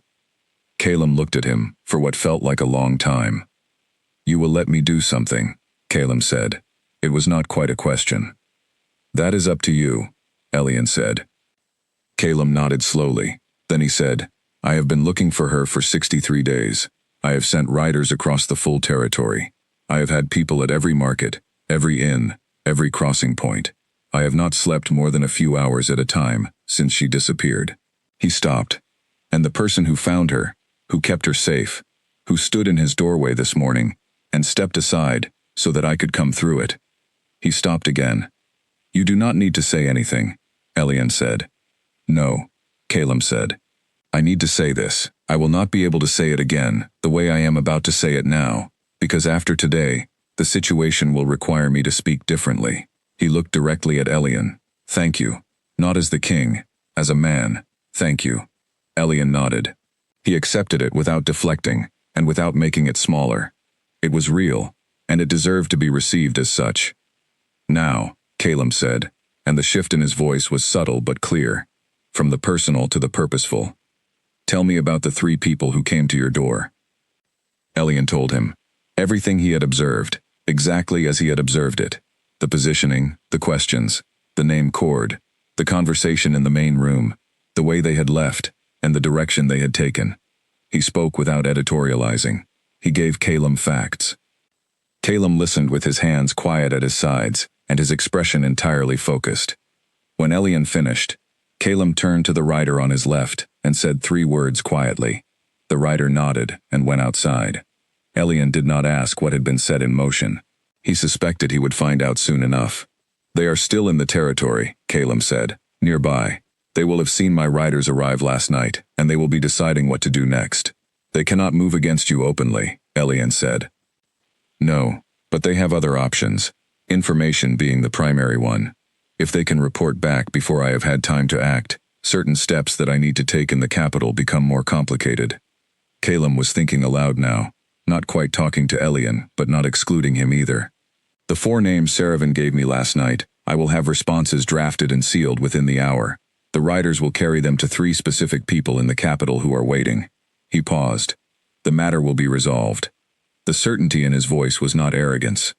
It was the confidence of a man who understood his own position and what it allowed him to do. One more thing, Calum said, and looked at Elian again. This village, Greyfen. She told me about the market, the crowd's reaction, the man Doran, the neighbor who offered to buy her for her pelt. Something moved in his expression. These people were your neighbors. They are, Elian said. And they have treated you how, exactly, over the years? Elian considered his answer. The way small places treat people who do not fit neatly into the expected order, he said. Which is to say, as a convenient example of what happens when you know your place. Calum nodded slowly. The movement had the quality of a man filling in the last piece of a picture he had been building for a while. I see, he said. He went to see Saravan after that, and Elian stepped back into the workroom and gave them the room they needed. He could hear the low murmur of their voices through the wall, steady and continuous, the sound of 2 people catching up across a gap that had nearly been permanent. Nora came to find him mid-morning. She sat down across from him, and they both drank tea, and said nothing for a while, which was its own kind of conversation. The riders caught Cord and the other 2 near the eastern road, she said eventually. She had been talking to Harold Finch, apparently, who had an excellent view of the road from his property. 3 riders, 2 of the king's and 1 of Harold's farmhands, who apparently decided to be helpful on his own initiative. Harold's farmhand? The boy Owen, Nora said. Elian stared at her. He followed the riders out on his own horse, and apparently helped corner the 3rd one against a fence near the grove. She shook her head. 13 years old. 14. Elian said automatically, and then stopped. He is 13, Nora said. His mother told me at the well last spring. Elian thought about that. Then, is he all right? Completely fine, and apparently very pleased with himself, Nora said. The king's riders have him. I imagine there will be a conversation. Elian sat back. He thought about the boy, who had carried letters, and asked no questions, and ridden out on his own horse in the dark, because he had decided it was the thing to do. He will be all right, Elian said. He has good instincts. Outside the cabin, Grayfen was beginning to notice that something unusual was happening. 4 horses at the edge of the tree line, riders who were clearly not ordinary traders.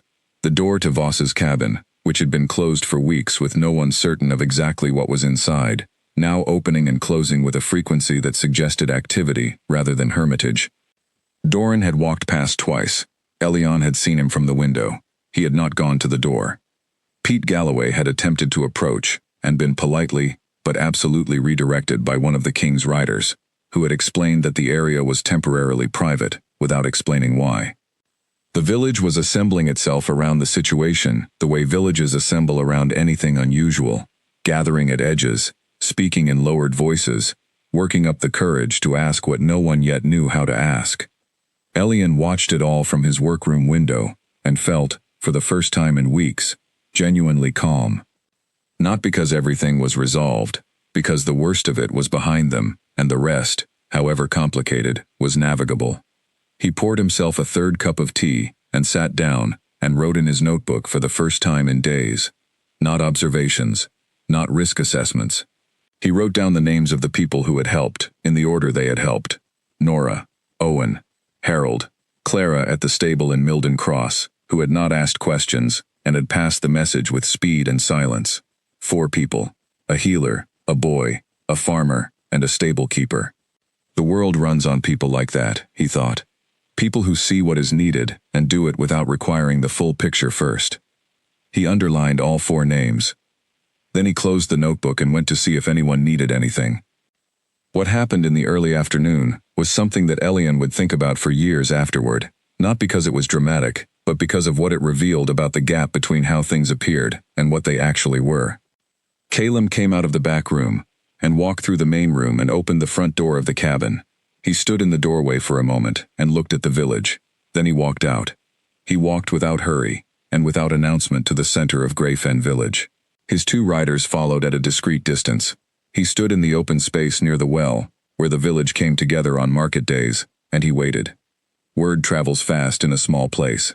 Within 15 minutes, most of Grayfen was there. Not because they had been summoned, because the gravity of whatever was happening had pulled them in the way unusual events always pull people who have nothing else to do. Doran came. He came last, which was probably an attempt to look unhurried, and the attempt failed. He stopped when he saw the riders, reassessed the situation twice in about 3 seconds, and then arrived at an expression that combined the desire to appear untroubled with the unmistakable reality of being very troubled indeed. Calum looked at the assembled village. He did not speak loudly. He did not make a speech. He said a few things, clearly and simply, and then he was done.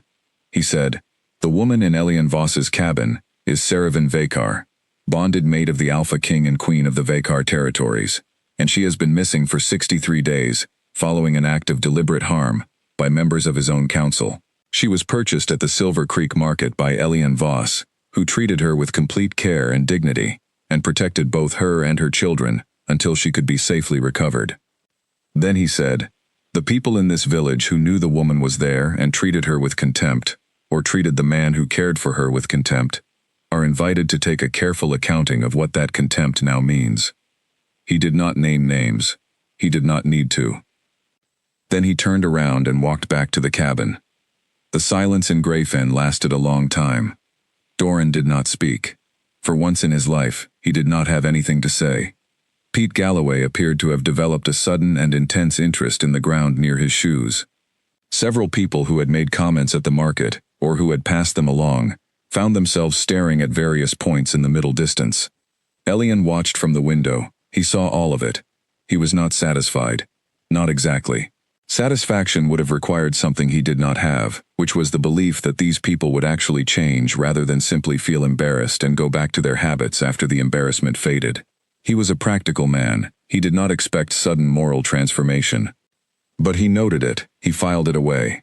He understood what it meant in the longer picture of what this village was and what it was going to have to be, going forward, once the world had adjusted to what had happened inside the cabin at the edge of the tree line. Things would change here. Not immediately, not dramatically, but they would change, the way anything changes when the ground underneath it has been fundamentally rearranged. He went back to his workroom, sat down, and waited. Later that afternoon, Owen knocked at the kitchen door. He was dusty and looked pleased with himself, and slightly sheepish at the same time, the specific combination that a 13-year-old produces when he has done something brave that was also technically outside what he was asked to do. "The riders brought me back," he said. "I heard," Elian said. "Come in." Owen came in and sat at the kitchen table. Elian poured him water and bread and sat across from him. "They were not angry," Owen said.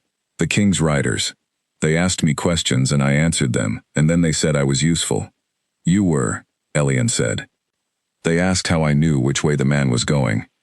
And I said I had been watching the road for 2 days, and I knew the patterns."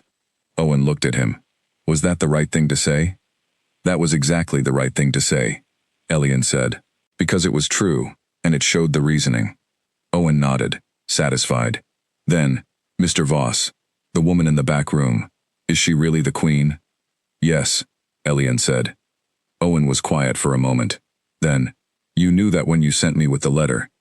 "I had a strong idea, yes." "And you still ask me, not anyone else?" "You were the right person," Elian said simply. Owen thought about that. Outside, Grayfen was still very quiet in the particular way of places that have received information they are still working to absorb. Inside, the cabin was warm, and the lamp was lit, and somewhere in the back room, 2 very small people were sleeping, with no understanding at all of the significance of what their existence represented. "I would do it again," Owen said, "just so you know." "I know," Elian said. Owen finished his bread and went home. Elian sat at the kitchen table for a while after he left and thought about useful people, and what it meant to recognize them, and how much the world depended on finding them before you needed them, rather than after. Then he got up, checked the lamp, and went to see what the evening required. Calum stayed 2 nights in Grayfen. He did not stay in the village inn. He stayed in Elian's cabin, which now held a king, a queen, 2 newborn heirs, a healer, and a market trader, and which was, by any sensible accounting, much too small for all of that, and managed it perfectly well regardless. On the second evening, after the pups had been fed and Saravan was resting, and Nora had gone home to her own village at last, with strict instructions to send word if anything happened, Calum sat with Elian in the workroom, and they talked. Not about the situation, which had been handled. About other things. Calum asked about the market, about how Elian had ended up there, about what he bought and sold, about how the system worked at the smaller levels, the ones the king's own reports never covered, because they were too ordinary to seem relevant. Elian answered honestly and in detail, because detailed information was the kind that was actually useful, and he thought Calum knew this. Calum listened with the attention of someone who was not performing interest, but actually felt it. He asked follow-up questions that were good questions.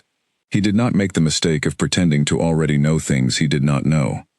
Elian revised his original assessment upward, not because Calum was grander than expected, because he was more thoughtful. "The rank system," Calum said at one point, "how it functions in a place like this." "In Grayfen. It functions as a sorting mechanism," Elian said. "It tells people where to stand, so they do not have to think too hard about who they are." Calum looked at him. "That is not how I was taught to understand it." "No," Elian said. "I imagine not. What were you taught?" "That rank reflects capacity and responsibility. That those who carry more capacity take more responsibility, and the system reflects that naturally." "In theory," Elian said. "In practice," Calum said carefully, "I suspect you have a different view." "In practice," Elian said, "rank reflects the position a person was born into, more often than it reflects the person themselves, which means that capacity and responsibility are frequently misallocated. He paused. A village that decides an omega is not worth listening to will miss a great deal, including occasionally a queen standing on an auction platform in plain sight. Calum was quiet for a long moment. Yes, he said. I am not saying this to make a political argument, Elian said. I know, Calum said. You are saying it because it is true. Another pause. It is something I have been thinking about for some time. The council members who did this to Saravan. They were very senior men. They were, by the system's own accounting, high rank. Their capacity and judgment were considered above question. And yet, Elian said. And yet, Calum agreed. They were quiet for a while. The lamp burned between them. Outside, the village was entirely still. I want to ask you something, Calum said.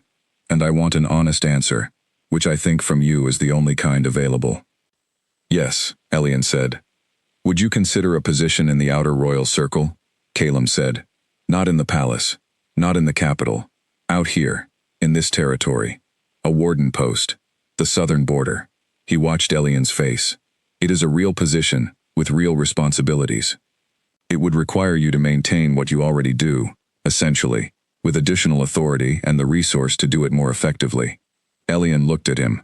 What exactly would a warden of the southern border do? He said.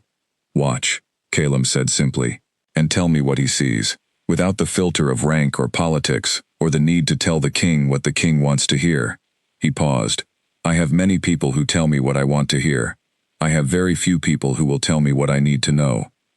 Elian thought about his cabin, his small income, his trade ledgers and his second-hand tools and his 3 copper marks. Then he thought about the man named Cord, standing in this very room, asking his careful questions, and the way it had felt to understand exactly what was happening, and know exactly what to say. What does the position pay? He asked. Calum named a figure. Elian thought about what he could do with that.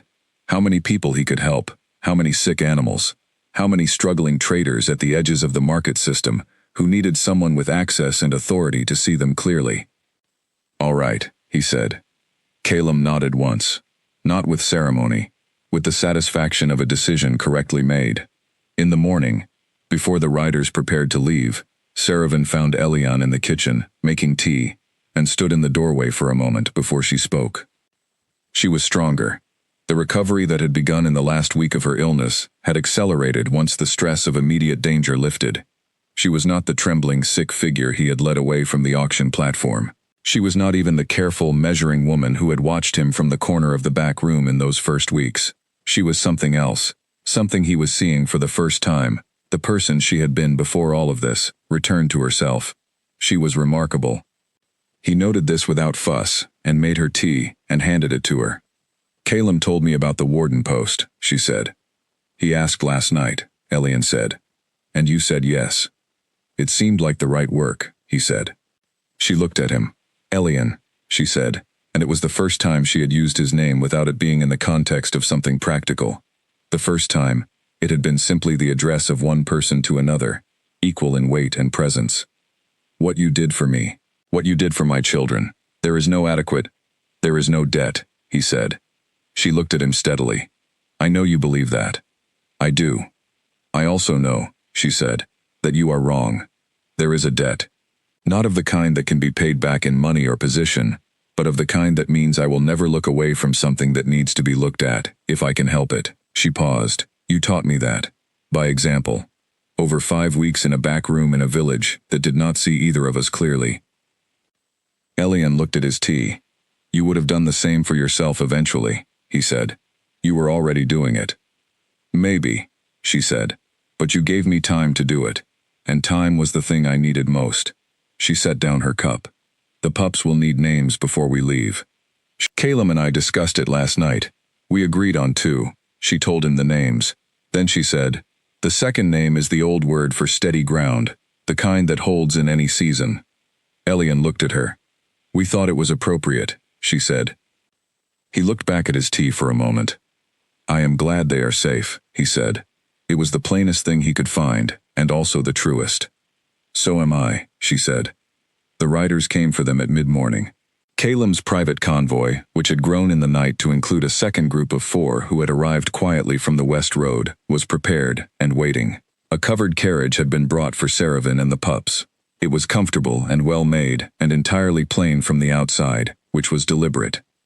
Before she stepped into the carriage, Seravin turned once and looked at the cabin. Elion was standing at the edge of his property, not seeing them off so much as simply being present, the way he was always simply present. She held his gaze for a moment. He nodded. She turned and stepped into the carriage. Calum shook Elion's hand. Not the formal grip of a king acknowledging a subject, the grip of one man acknowledging another. "The appointment will be formalized in the next 2 weeks," he said. "You will receive the documentation and the seal." "Thank you," Elion said. Calum mounted, and the convoy moved out. Elion watched them go until the road turned, and they were out of sight. He stood there for a moment in the morning air. The village was quiet around him. Someone at the market end of the road had stopped to watch, and was now, apparently, finding something very interesting about the sky in the opposite direction. He turned and went back inside. His cabin was very quiet, very ordinary. The back room had clean straw and an empty bowl, and the indentations of weeks of careful living pressed into the floor. He sat at his workroom table and opened his notebook and turned to a fresh page. He picked up his pen. He was not entirely sure what to write.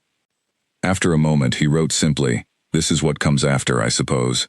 He looked at it for a moment, then he turned the page and began his trade accounts for the week. He was practical. He had work to do. The world had been rearranged around him, and he intended to be useful in it. The documentation for the warden post arrived 11 days later, carried by a single rider who knocked at the kitchen door and asked no questions, and left in under 5 minutes. The seal was dark blue wax, with the Vakar crest. The document itself was written in clear, plain language, which Elion appreciated. He read it twice, folded it carefully, and put it in the inside pocket of his coat. The nature of his work did not change overnight. He still went to the market. He still traded in herbs and tools and second-hand goods. He still kept his notebook and his careful accounts. But he moved through the same spaces with a different kind of authority, not visible, not announced, but present in the way that solid ground is present under your feet even when you cannot see it. He began to notice things he had always noticed, but had previously been unable to act on. A trader at the Silver Creek market who was using false weights on a specific type of goods purchase. A pattern in the road between 2 villages that suggested certain suppliers were avoiding a third village entirely, and why that might be, and what it meant for the people in the third village who depended on those goods. A man who appeared at the autumn fair in a different territory, wearing the kind of plain, careful clothing that Cord had worn, and asking the same kind of careful questions about recent market purchases. This last one Elion handled himself. He followed the man for 2 hours, learned where he was staying, sent a message on the courier road, and had a confirmation back within 36 hours that the man was connected to one of the remaining council members whose case had not yet been fully resolved in the capital. He wrote a detailed report. It went by rider to the palace. Calum's response came back within a week. 2 sentences. The first was a specific instruction about how to handle a related situation that was developing on the eastern border. The second said, "Exactly what I needed. You saw it before anyone else." Elion folded that one too, and put it in his notebook. He had been given a resource allowance with the appointment, modest but practical. He used most of it in the first month, on 3 things. He paid Nora properly, backdating the payment to cover every visit she had made to the cabin, plus a premium for professional discretion that she tried to refuse and he insisted on. He paid Owen a formal stipend as a junior message carrier, which Owen's mother viewed with some confusion, and Owen himself accepted with the serious expression of someone entering professional life. And he arranged, through a contact in the next territory, for the Silver Creek market to receive an official inspection by a rank authority. The inspection found 6 violations, 2 of which were serious. The auction platform procedures were changed. The handling requirements for animals brought to sale were updated. It was a small thing. It would not undo what had happened to Seravin. It would not undo the laughter of the crowd, but it would change what happened to the next person who arrived sick and frightened and without a voice on that platform, and that was the point. Elion filed the confirmation of the inspection in his workroom, next to the trade ledger from the month of the purchase. He looked at them side by side for a moment.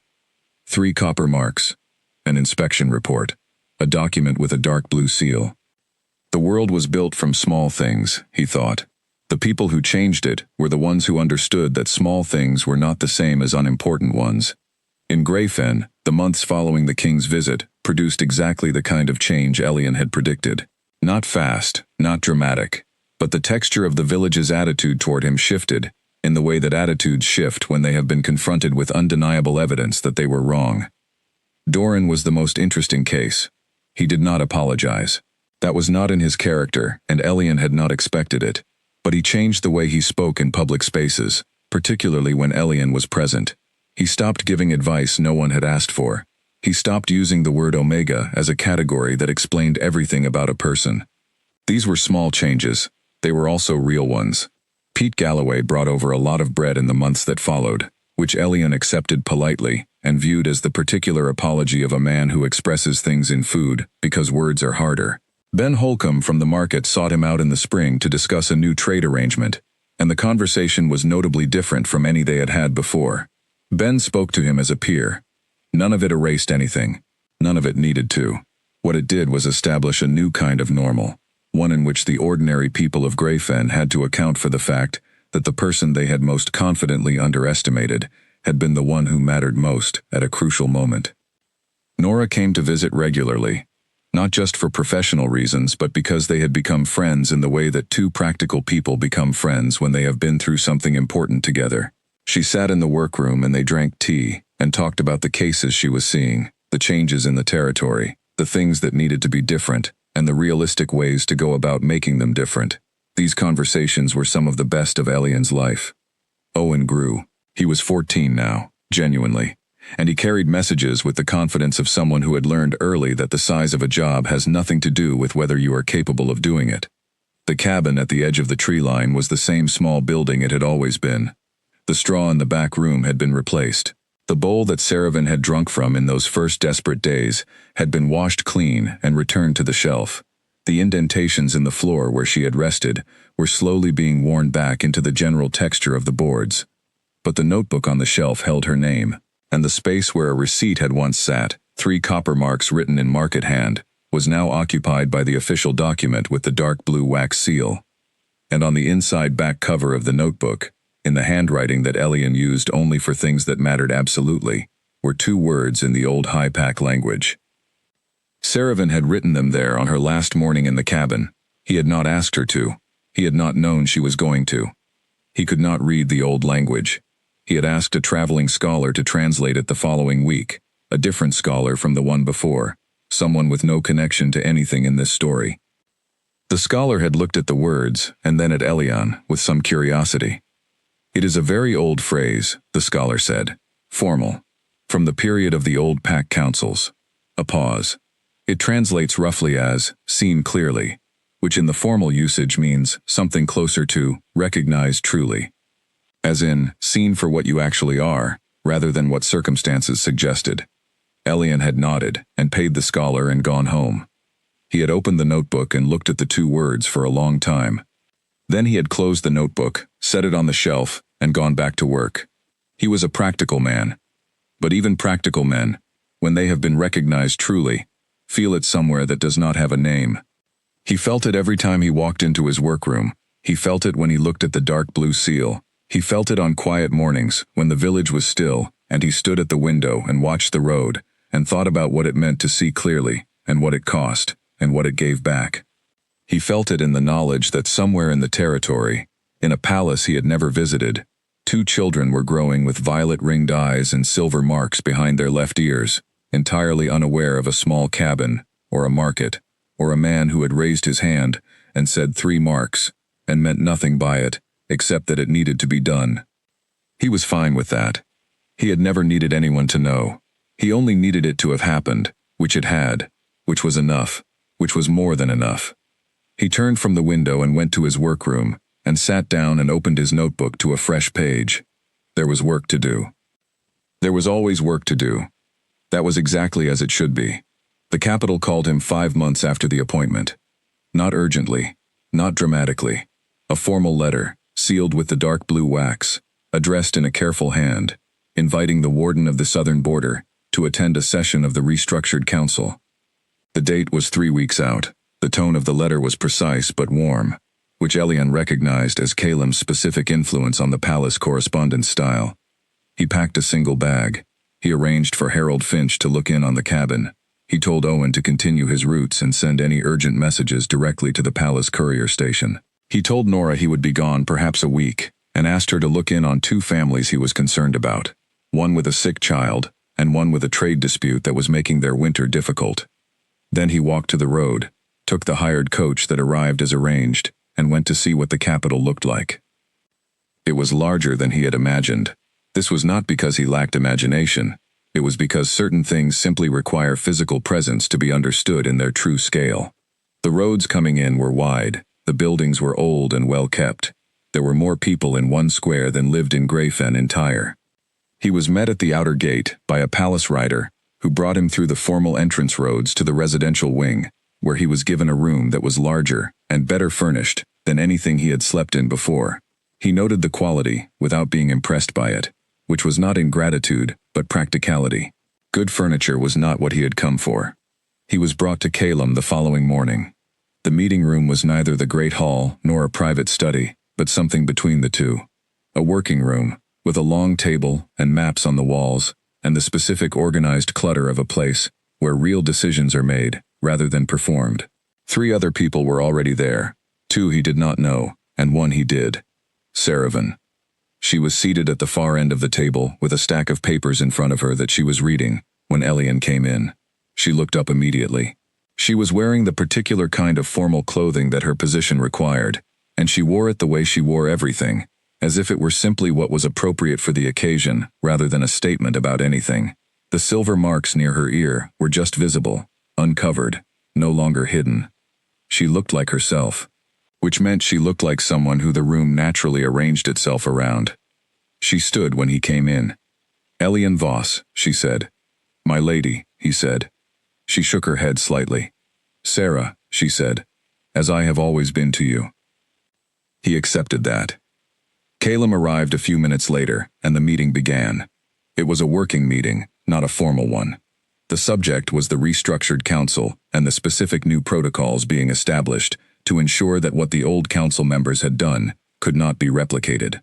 Elian had been invited because his field knowledge was relevant to 2 of the protocols, specifically around how the outer territory market system was used to move people and information without oversight.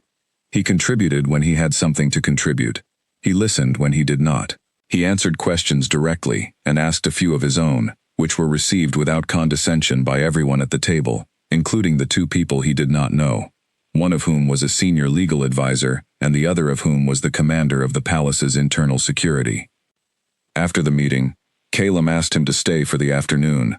There were additional conversations, smaller and less formal, about the warden system more broadly, about whether it should be expanded and in what way.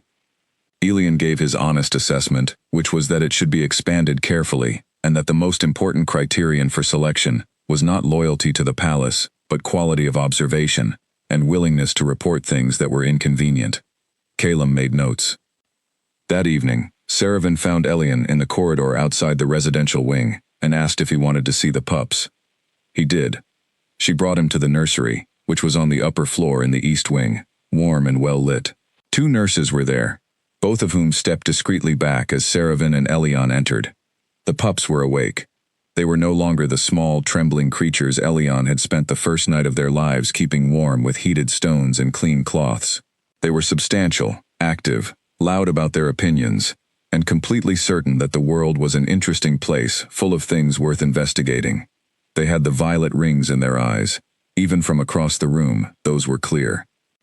Saravan picked up the smaller one and brought it to Elian, and the pup looked at him with the complete seriousness of a person who has not yet learned to be polite about staring.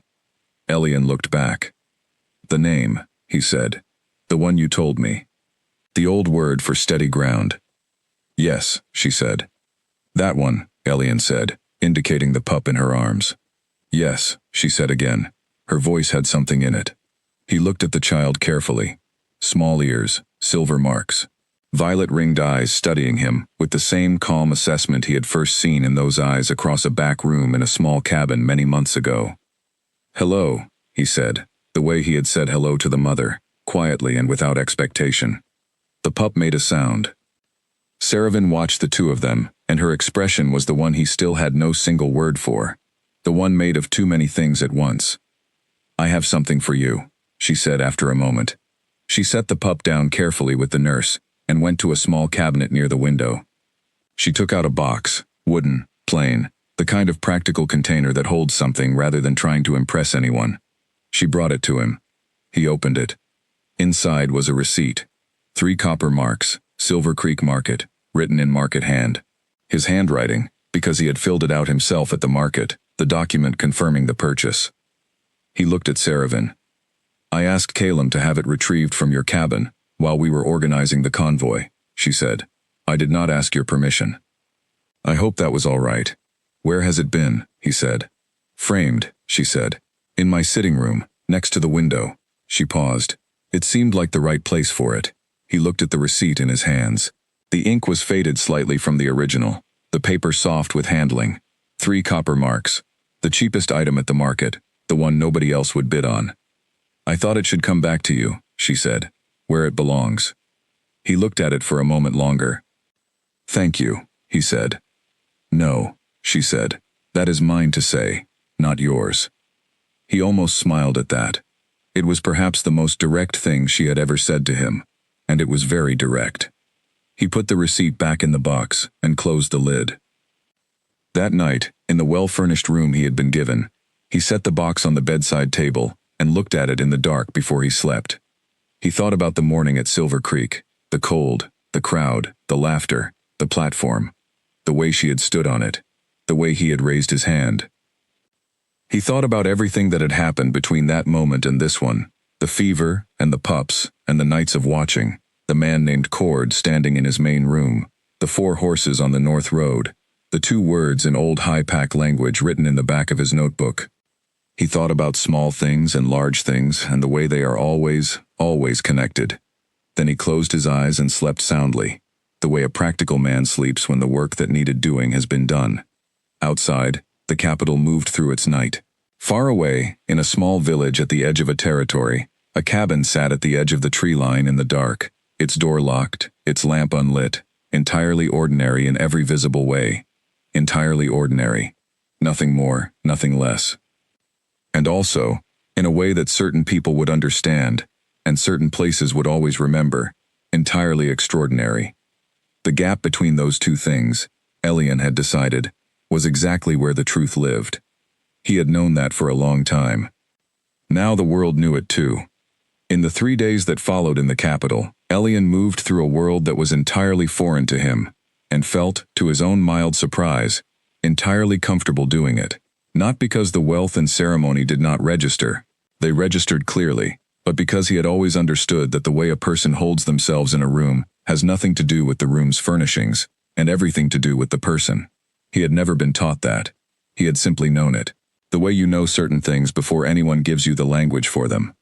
He attended 2 more working sessions. He walked the market district of the capital on the 2nd afternoon, alone, taking notes with the attention of someone who finds the movement of goods and people genuinely interesting. He spoke with a stallholder who sold tools, a woman who ran a small herb and medicine operation, and a young man who was trying to establish a message-carrying service between the capital and 3 of the outer territories. He gave the young man specific practical advice and the name of a courier station that would be useful to him. He bought a small piece of equipment from the tool seller and noted in his notebook that the pricing in the capital was 17% higher than at Silver Creek for the same grade of product. On the 3rd morning, Calum met him at the gate with a small group of riders. "You are leaving today," Calum said. It was not quite a question. "My work is in the south," Elian said. Calum nodded. "I know." A pause. "You are the most useful person I have spoken to this week. I want you to know that." "I assumed you were speaking to quite useful people," Elian said. "I am," Calum said. "That is what makes it worth saying." Elian accepted that the way he accepted most things, directly and without diminishing it. Calum extended his hand. They shook. Then Elian climbed into the waiting coach with his single bag and the wooden box and went back to his territory. He arrived in Greyfen 2 days later, walked from the road to his cabin, unlocked the door, and stood in the hallway for a moment. Everything was exactly as he had left it. Harold Finch had kept his word, as Harold Finch always did. The workroom was tidy. The back room was clean. The lamp was cold, but the oil was full. He set his bag down. He put the wooden box on the shelf above his workroom table, next to the official document with the dark blue seal, and his stack of trade ledgers, and the book of pack histories, and the old field guide, and everything else that accumulated in the workspace of a practical man doing practical work. He made tea. He sat at the table. He opened his notebook. He had a report to write about the capital's market pricing patterns and what they might indicate about supply routes. He had a follow-up to arrange on the young message carrier and whether his route plan was viable. He had a note from Owen, left on the table, describing 2 situations from the previous week that required his attention. He read Owen's note twice. One of the situations was straightforward. The other required some thought. He started with the straightforward one and made notes, then set it aside and thought about the other. Outside, Greyfen went about its ordinary day. The market was open. People were at the well. Smoke rose from chimneys in the particular pattern of a village at morning. He could hear it all from his window, the sounds of ordinary life. They did not sound different than they ever had. And yet he understood, not the same person sitting at this table that he had been when he sat here a year ago. Not because of anything that had happened to him, because of what he had seen, what he had chosen to do with what he saw. What that choosing had made him capable of, and what it had shown him, was already there. He had been the same person all along. It was simply that the world had finally had a reason to notice. He finished the first report, began the second, and worked until the lamp was needed. Then he lit the lamp and kept working. The box on the shelf held 3 copper marks worth of paper and changed everything. The notebook beside it held a name in old high-pack language that meant seen clearly. The document beside that had a dark blue seal. And the man at the table was the same man who had stood at a market on a cold morning and raised his hand, quiet and certain, while everyone around him laughed. He always had been. He turned the page and wrote the date at the top. There was more work to do. There always was. And that, he thought, was exactly right.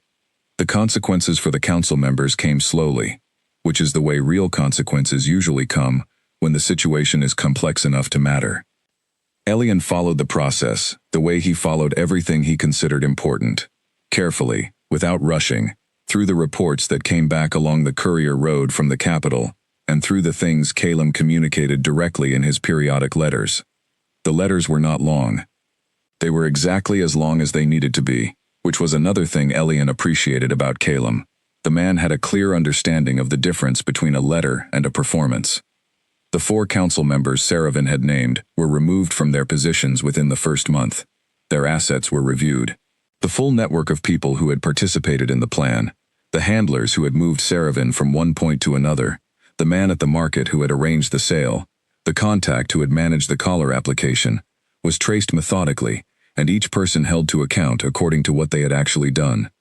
The man named Cord, whose real name turned out to be Leonard, received a formal sentence that Elian read with the quiet satisfaction of someone who had stood across a table from this man and answered his questions with completely reliable composure, and felt the fear of it afterward, only when the door was safely closed. Leonard had been a career operative, someone who was paid to do harmful things carefully. The sentence reflected this. The woman who had applied the rank-stripping procedure to Saravan, a process that Elian now understood fully from a document Calum sent him, was tried separately, and her case drew significant attention in the territory. Not because of the drama, because of what the case revealed about a practice that many people had believed was historical only. It was not historical. It had continued in specific networks, quietly, for decades. The trial made the practice visible in a way it had never been before. 3 old laws were updated as a result. Elian noted this in his notebook under the heading, Things That Happened Because She Was Found. He kept a running list. It was not sentimental. It was a record of impact, the way a practical person keeps track of what a decision actually produced in the world. The list grew over the months that followed. The Silver Creek market reforms, the 3 updated laws, the expansion of the warden system to 2 other outer territories, using a framework that Elian had largely drafted in his 3rd official report. a new courier route that ran through Greyfen and 3 neighboring villages, proposed by Calum after Elian had identified the gap in a conversation the previous winter. The stipend arrangement for Owen, which had been formalized as a junior position in the Royal Message Service. The healer training fund that Nora had quietly lobbied for, and that Elian had supported through a specific recommendation to the council, mentioning Nora's work by name. He did not put himself in the list. He was the one keeping it. In Greyfen, a year after the king's visit, the changes were more mundane, but equally real. The village had a different relationship with the cabin, at the edge of the tree line. People did not become dramatically different from who they had been. People rarely do. But the calibration shifted. Doran stopped using rank as a conversational shortcut. He was still a man who believed in order, but he had learned, through the specific education of having been visibly wrong in front of everyone he knew, that order was not the same as hierarchy, and hierarchy was not the same as worth. It was a partial lesson, but partial lessons in practical men sometimes produce durable results. Pete Galloway's wife began bringing bread regularly, with no pretense that it was anything other than what it was, which was an ongoing apology from a man who could not say sorry directly.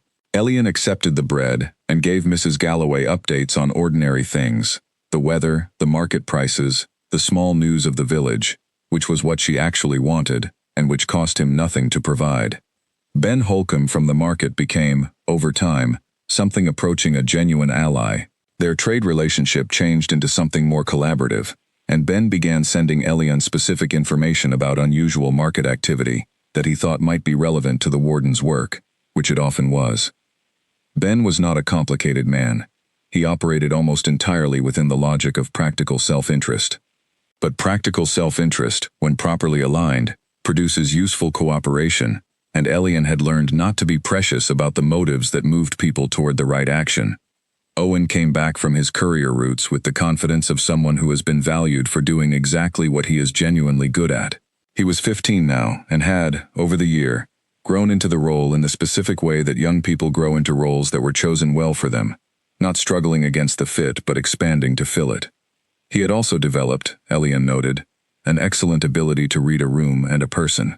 He would be useful in more ways as time went on. Nora came to the cabin every 2 weeks. They talked for hours. She was the person, outside of the formal correspondence with the palace, who Elian trusted most completely, and she was also the person who pushed back on him most consistently, which was part of why he trusted her. "You are quieter than you were," she said to him, about 8 months after the king's visit. "I have always been quiet," he said. "Differently quiet," she said. She looked at him with the specific directness that was one of her most consistent qualities. "You are settled." He thought about that. "Yes," he said. "I suppose I am." "Good," she said. And then, because she was Nora, "Try not to get too settled. Settled people stop looking." "That is not a risk with me," he said. "No," she agreed, "it is not." She was right, as she often was. He had not stopped looking. If anything, his attention had sharpened in the months since everything had happened, the way a lens sharpens when it is properly aligned. He saw more, not because the world had changed, but because his position within it had been clarified, and with that clarity came a kind of vision that was both wider and more precise. He saw the tired trader at the market, who was 3 bad seasons from collapse, and would benefit from a specific kind of support before that happened. He arranged it without announcing himself as the arranger. He saw the family on the eastern side of Greyfen whose water supply was compromised and had been for years, identified the source of the problem, and connected them with the resources to fix it through a regional fund that his position gave him access to.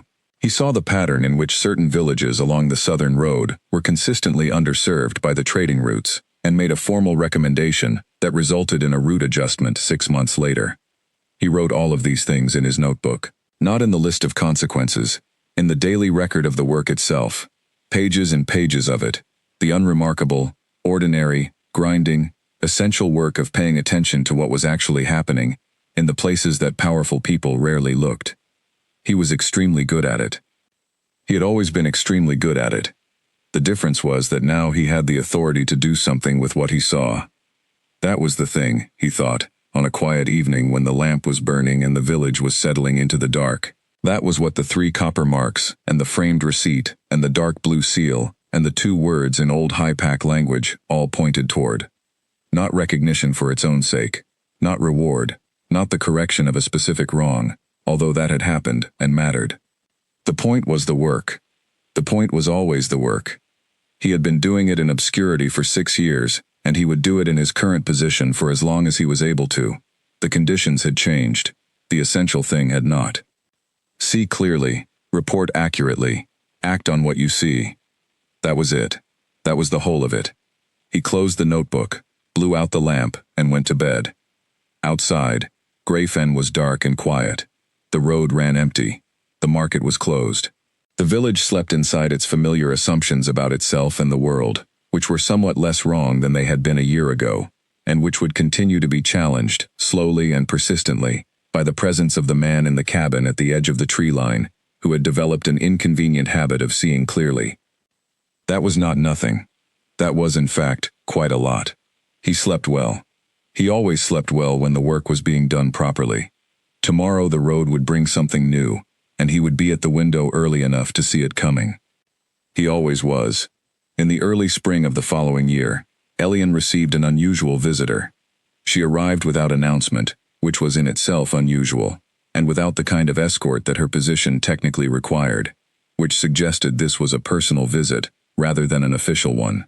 She came alone on a single horse, wearing plain riding clothes, and tied the horse at the post near the road with the easy familiarity of someone who has been on horses all their life. Saravan knocked at the front door. Elian opened it. She looked healthy, better than healthy. She looked like what she was, which was a woman who had come through the worst thing that had happened to her, and was now standing in the full force of her own recovered strength. Her silver marks were visible. Her golden eyes were clear.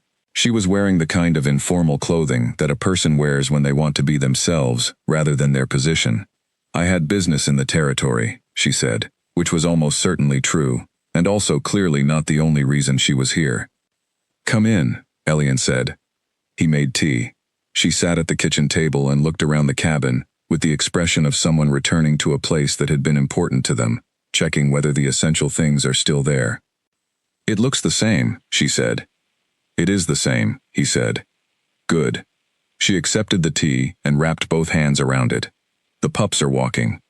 I heard from Calum, Elian said. He mentioned it in the last letter. They are very determined about it, she said. Both of them. They have the kind of stubbornness that will either be very useful or very difficult, depending on the situation. Sounds familiar, Elian said. She looked at him. Then she laughed. It was a full, genuine laugh, and it changed her face, in a way that none of the months of careful managing and patient surviving had allowed. He had not heard her laugh before. He filed it away as one of the better things he had seen. I wanted to see the village, she said, when the laugh faded. And I wanted to see you, in that order, so you did not feel that the village was a pretense. I would not have assumed that, he said. No, she said. You would not. That is one of the things about you. They drank tea. They talked about the pups, about the council restructuring, about 2 specific regional matters that she was overseeing and wanted a field perspective on. He gave her his perspective, plainly and in detail, and she asked follow-up questions that were good ones. She had always been intelligent. Now she was working at the full extent of that intelligence, which was considerable, and it was interesting to observe. After an hour, she asked if she could walk through the village. He walked with her. He had expected this to be its own kind of complicated experience, watching Greyfen encounter Saravan for the first time since she had left it in a covered carriage on a cold morning. But Greyfen, to its credit, managed reasonably well. Most people did not know who she was on sight, without the formal context. A few who had been at the well that morning the king had spoken recognized something in her face and had the sense to behave accordingly. Doran was at the market end of the village when they passed. He saw her. He stopped. He stood very straight, in the particular way of a man who is working very hard at appearing composed, and said, "Good morning, my lady," in a voice that had the quality of a man who has practiced saying this many times in his own head, and was relieved to finally have the occasion. "Good morning," Saravan said pleasantly, and kept walking. After they had passed, she glanced at Elian. He said nothing. "You never told anyone that was him," she said. "He is not difficult to identify," Elian said. And there was no need.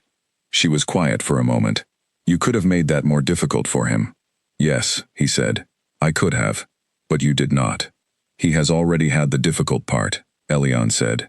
He has to live in the village he created and know what it looked like. That is enough.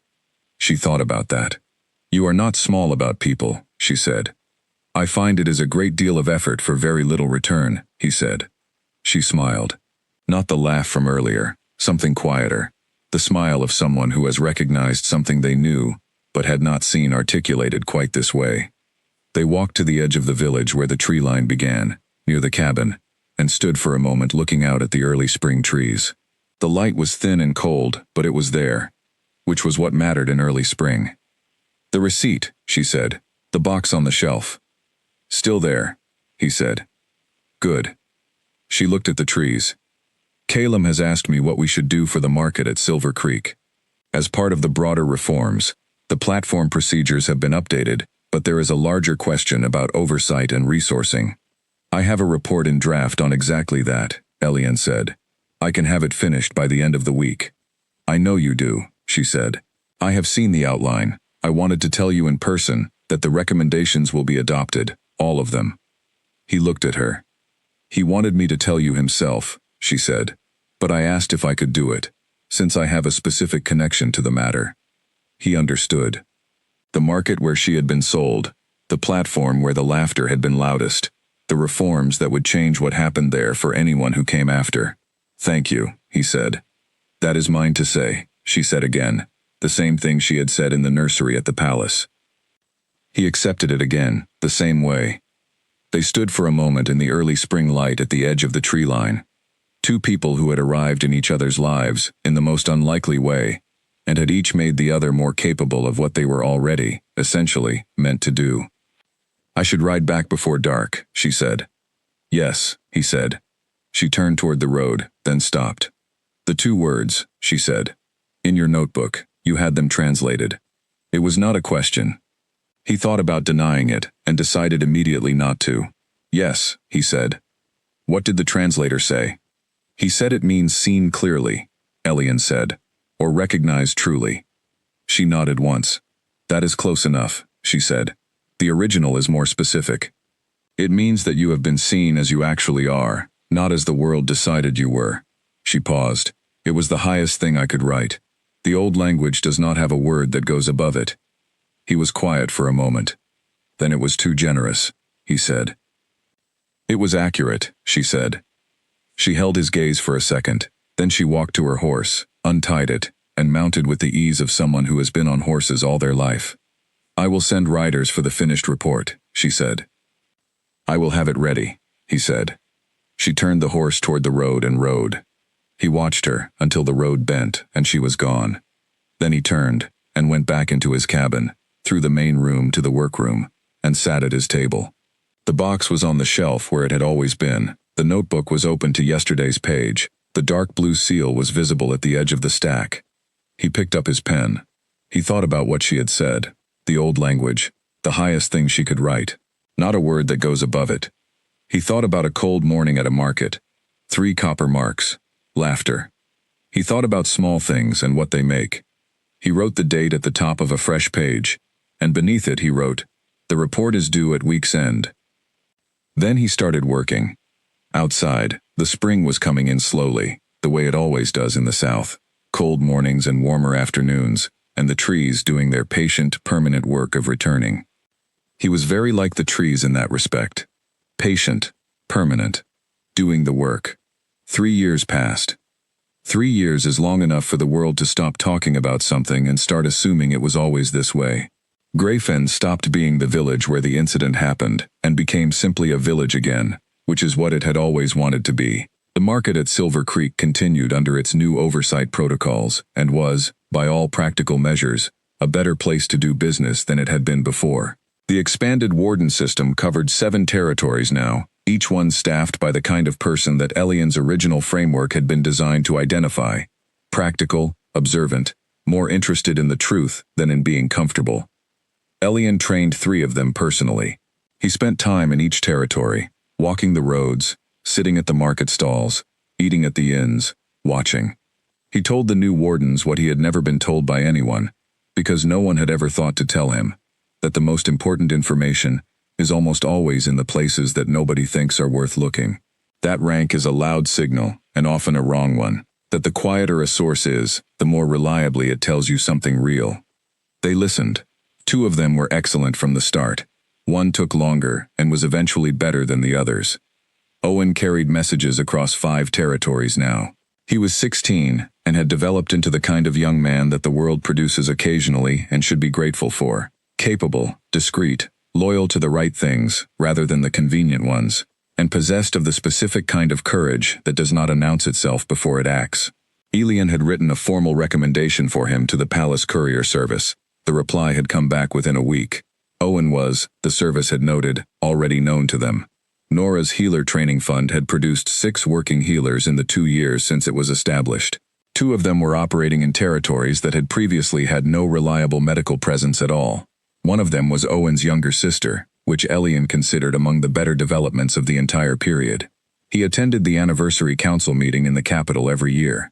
Each time, the palace felt slightly more familiar and slightly less foreign, which was not the same as feeling like home.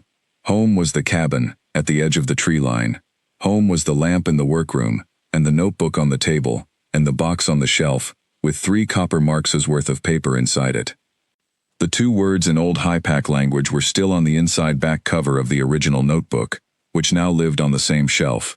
He had started a new notebook after the pages were full, and he had carried that one through more pages in the 3 years since.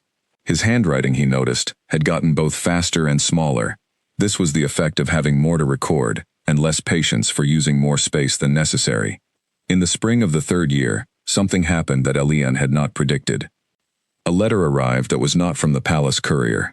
It was not in the dark blue seal. It was in an envelope that was plain and unaddressed except for his name in handwriting he recognized immediately. It was from Saravan. Not official correspondence. Personal. He sat at the workroom table for a moment before opening it, which was the kind of pause he gave to things that he understood were significant. He opened it. It was not long, 4 paragraphs. She wrote the way she spoke, which was directly, without wasted words, and with the specific warmth of someone who has chosen carefully what to include and what to leave out. The first paragraph was news of the pups, who were 3 years old now and apparently had views on everything, and were not shy about expressing them. The details she included were specific and vivid enough that he could picture both children clearly, despite never having been in the same room with them since those early days. The second paragraph was about a specific policy change she was pushing through the council, a significant one, related to rank assignment and what evidence it required. She wanted his field perspective on the practical implications in the outer territories. This was professional, but it was also personal, because she was asking him specifically, rather than requesting a formal report through the courier system. The third paragraph was about the market at Silver Creek. She had visited it herself, quietly, the previous autumn. She had walked the auction platform. She had stood at the spot where she had been brought out in front of the crowd. She had written about it with remarkable precision, not sentimentally, but as an act of taking full account of something, and at the end of the description she had written, "It is smaller than I remembered it. I do not know if that is because of what has been changed there, or because of what has changed in me. Possibly both." The fourth paragraph was short. It said, "I wanted you to know that the name we chose, the one that means steady ground, has become the child that the name suggested. Patient, certain, the kind of steady that holds in any season. I think you would recognize it if you saw it. I think you already did, 3 years ago, before it had learned to walk." He read the letter twice. Then he folded it carefully and put it in the inside pocket of his coat, which was where he kept things that mattered, without needing to be on the shelf. He wrote back that evening. He answered the policy question in specific, useful detail. He described 2 recent situations in the territory that were relevant to what she was trying to accomplish. He wrote 1 paragraph about the market, which was a single sentence. The platform was where the story had to start, and it ended somewhere else entirely, which is all that matters. He did not comment on the 4th paragraph. He thought about it. He decided that some things did not require comment so much as they required being received. He received it, and moved on. He sealed the letter and gave it to Owen in the morning. That afternoon, He walked to the market in Greyfen, not for any specific purchase. He sometimes walked to the market when he needed to think, because markets were places where the actual conditions of life were on display, in a way that most other places tried to conceal. He walked the rows of stalls. He watched the traders. He watched the people who were buying. He watched the people who were not buying, who were standing at the edges, assessing their options. He stopped at a stall he had not visited before, operated by a woman who had set up near the eastern end of the market within the last few months. She was selling small tools, the kind used for careful work, precision instruments, good quality, but not expensive. She had a sign written in her own hand that said, "Priced honestly." He looked at the tools, and then at her. "How is business?" he asked. "Slow," she said. "New to the area, people do not know the work yet." "What is the work?" She told him. She had a specific skill set, a background in precise measurement and calibration, and she was trying to build a business around it in a territory where most people did not yet understand what it was worth. She had been to 2 other markets in the region before Greyfen, and had found the same thing. He asked 3 more questions and listened to the answers. "There is a buyer on the northern trade road," he said, when she finished. "A construction operation. They have been importing calibration tools from the capital, at significant cost, because they have not found a local supplier. You should go and speak with them." He gave her the name, and a brief description of the contact to ask for. "Tell them you were recommended by the warden of the southern border." She looked at him. "Are you him?" "Yes," he said. She looked at him for a moment, with the expression that many people had when they encountered Elian Voss in his current position, without having expected to find him there. Something between surprise and recalibration. "Thank you," she said. "The work is good," he said. "It should have buyers." He walked home. He sat at his workroom table and wrote the visit in his notebook, including the woman's name, and the referral he had made, and the follow-up he should check in a month's time, to see how it had gone. Then he set the pen down and looked at the shelf. The box, the document, the notebooks, old and new, the field guide, the book of pack histories, the various small objects that accumulate in the workspace of a person who has been doing the same work for a long time. He thought about Saravin's letter. "The platform is smaller than I remembered it." He understood that. The things that were enormous when you were inside them have a tendency to reduce in size once you have moved past them. Not because they were not important, because the world you live in afterward is larger than the thing that tried to break you. He thought about the crowd at Silver Creek, the laughter, the 3 copper marks, the walk home through people who had seen nothing. 3 years in a world away. He thought about what he had learned in the time between. That seeing clearly was the most useful skill he possessed.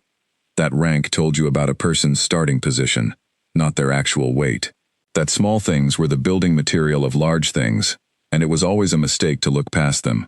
That a practical man with good judgment and steady hands, and the patience to wait, was capable of being the most important person in a room, regardless of what position he held in it. These were things he had always known. He had simply not had the language for them, and then he had, and then the world had reorganized itself around the language. He picked up the pen again. He still had work to do. There was always work to do. The unfinished report on the tool trade routes. The follow-up on the family with the water supply issue he had been monitoring. The letter from the warden on the eastern border who was dealing with a specific situation that needed a second perspective. Owen's routes for the week. The question from Nora about the healer training fund and whether it could support a 7th candidate this year. He started with the report. Outside, Greyfen was doing what it had always done, being a small village, moving through its ordinary days, holding its ordinary assumptions about the world with the tenacity that ordinary places use to stay oriented in a world that keeps changing anyway. Some of those assumptions were wrong, some were less wrong than they had been. Some would be challenged again in the future by things none of them could currently foresee. That was the nature of the world. It kept moving. It kept revealing. It kept, despite everything, offering up the chance to see something clearly if you were willing to look. He had always been willing to look. He wrote the date at the top of the page. He kept going. In the cabin at the edge of the tree line, in the village of Greyfen, in the southern border of the Vakar territories, a man who had been called the least likely person in the room for most of his life, sat at his workroom table with a lamp burning and did the work. He would do it tomorrow. He would do it the day after. He had been doing it all along. He would not stop. Not because someone had finally noticed. Because it was the right work. And the right work does not require an audience. It only requires the person who can see what it is. He could see it. He always could. The receipt had one final chapter, though Elian did not know it until it arrived. The following winter, a rider from the palace delivered a package too large for the standard courier pouch. Elian accepted it at the kitchen door, brought it inside, and set it on the workroom table. He looked at it for a moment. The outer wrapping was plain. His name was written on it in a hand he did not recognize, which was unusual. He opened it.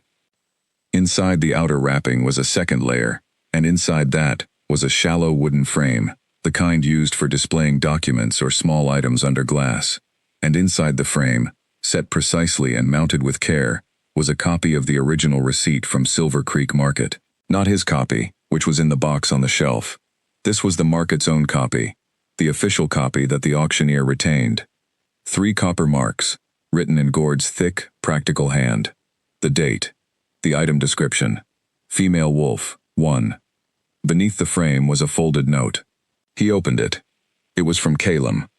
It said, "The market records for the year of the purchase were being reviewed and consolidated as part of the Silver Creek reform documentation. The official receipt was discovered in the original files. I thought it should be with the unofficial one, where both can be seen together, since the full picture requires both. I had a second frame made and sent it along. The attached note from Saravan will explain the rest." Below Calum's handwriting, in a different hand, the Silver Creek reform has been formally named.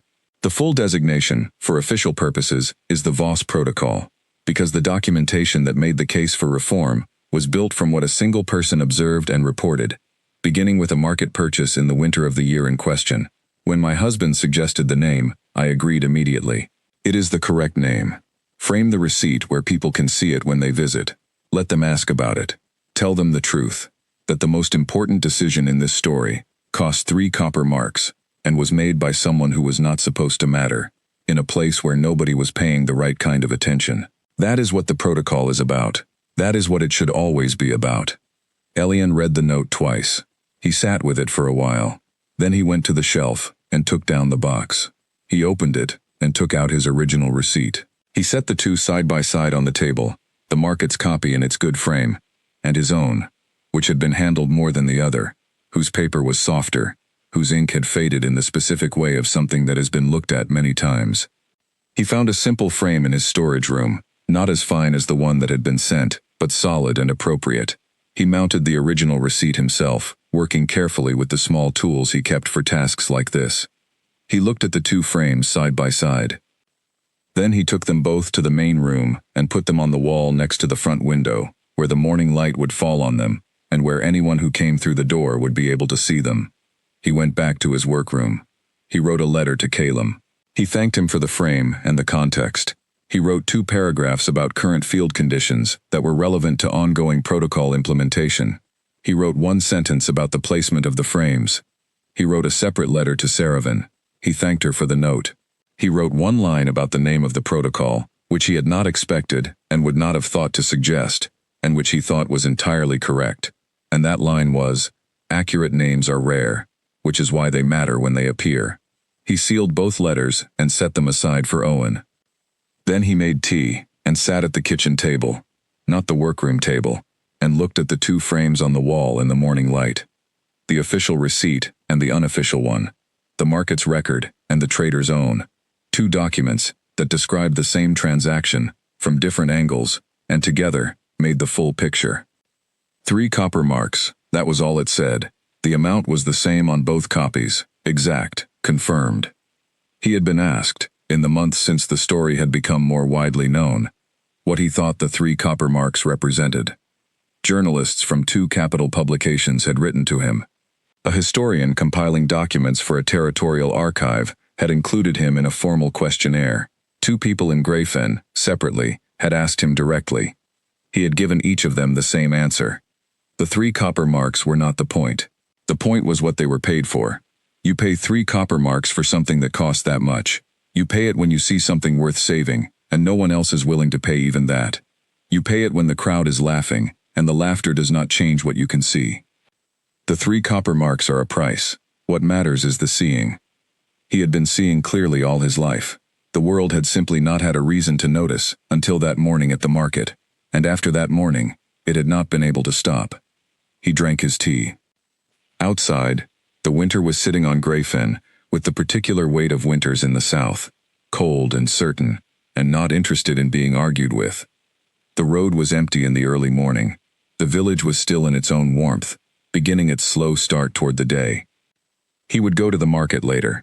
He had a specific trader to follow up on, the woman with the calibration tools, whose contact with the northern construction operation had, according to Owen's last report, gone very well.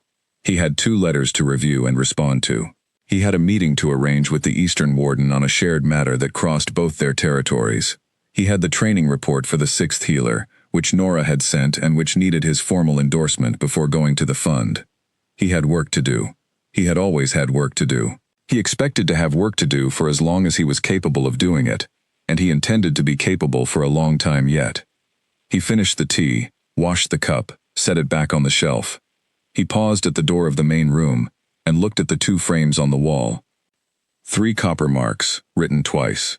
2 different hands. 1 transaction. 1 decision made on a cold morning by a man the crowd had already dismissed before he opened his mouth. He stood there for a moment, not thinking about what had happened or what would happen, just looking at the 2 documents in the early light. Then he nodded once, in the particular way of a person confirming something they have always known, and went to his workroom and sat down and began. The lamp was lit. The notebook was open. The pen was in his hand. Outside, the world was moving. He was watching. He always was. He always would be. The story had started with a platform, and a crowd, and a price that everyone considered too high for something everyone considered worthless.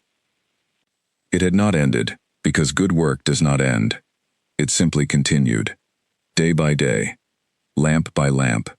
Page by page. Steady as ground in any season.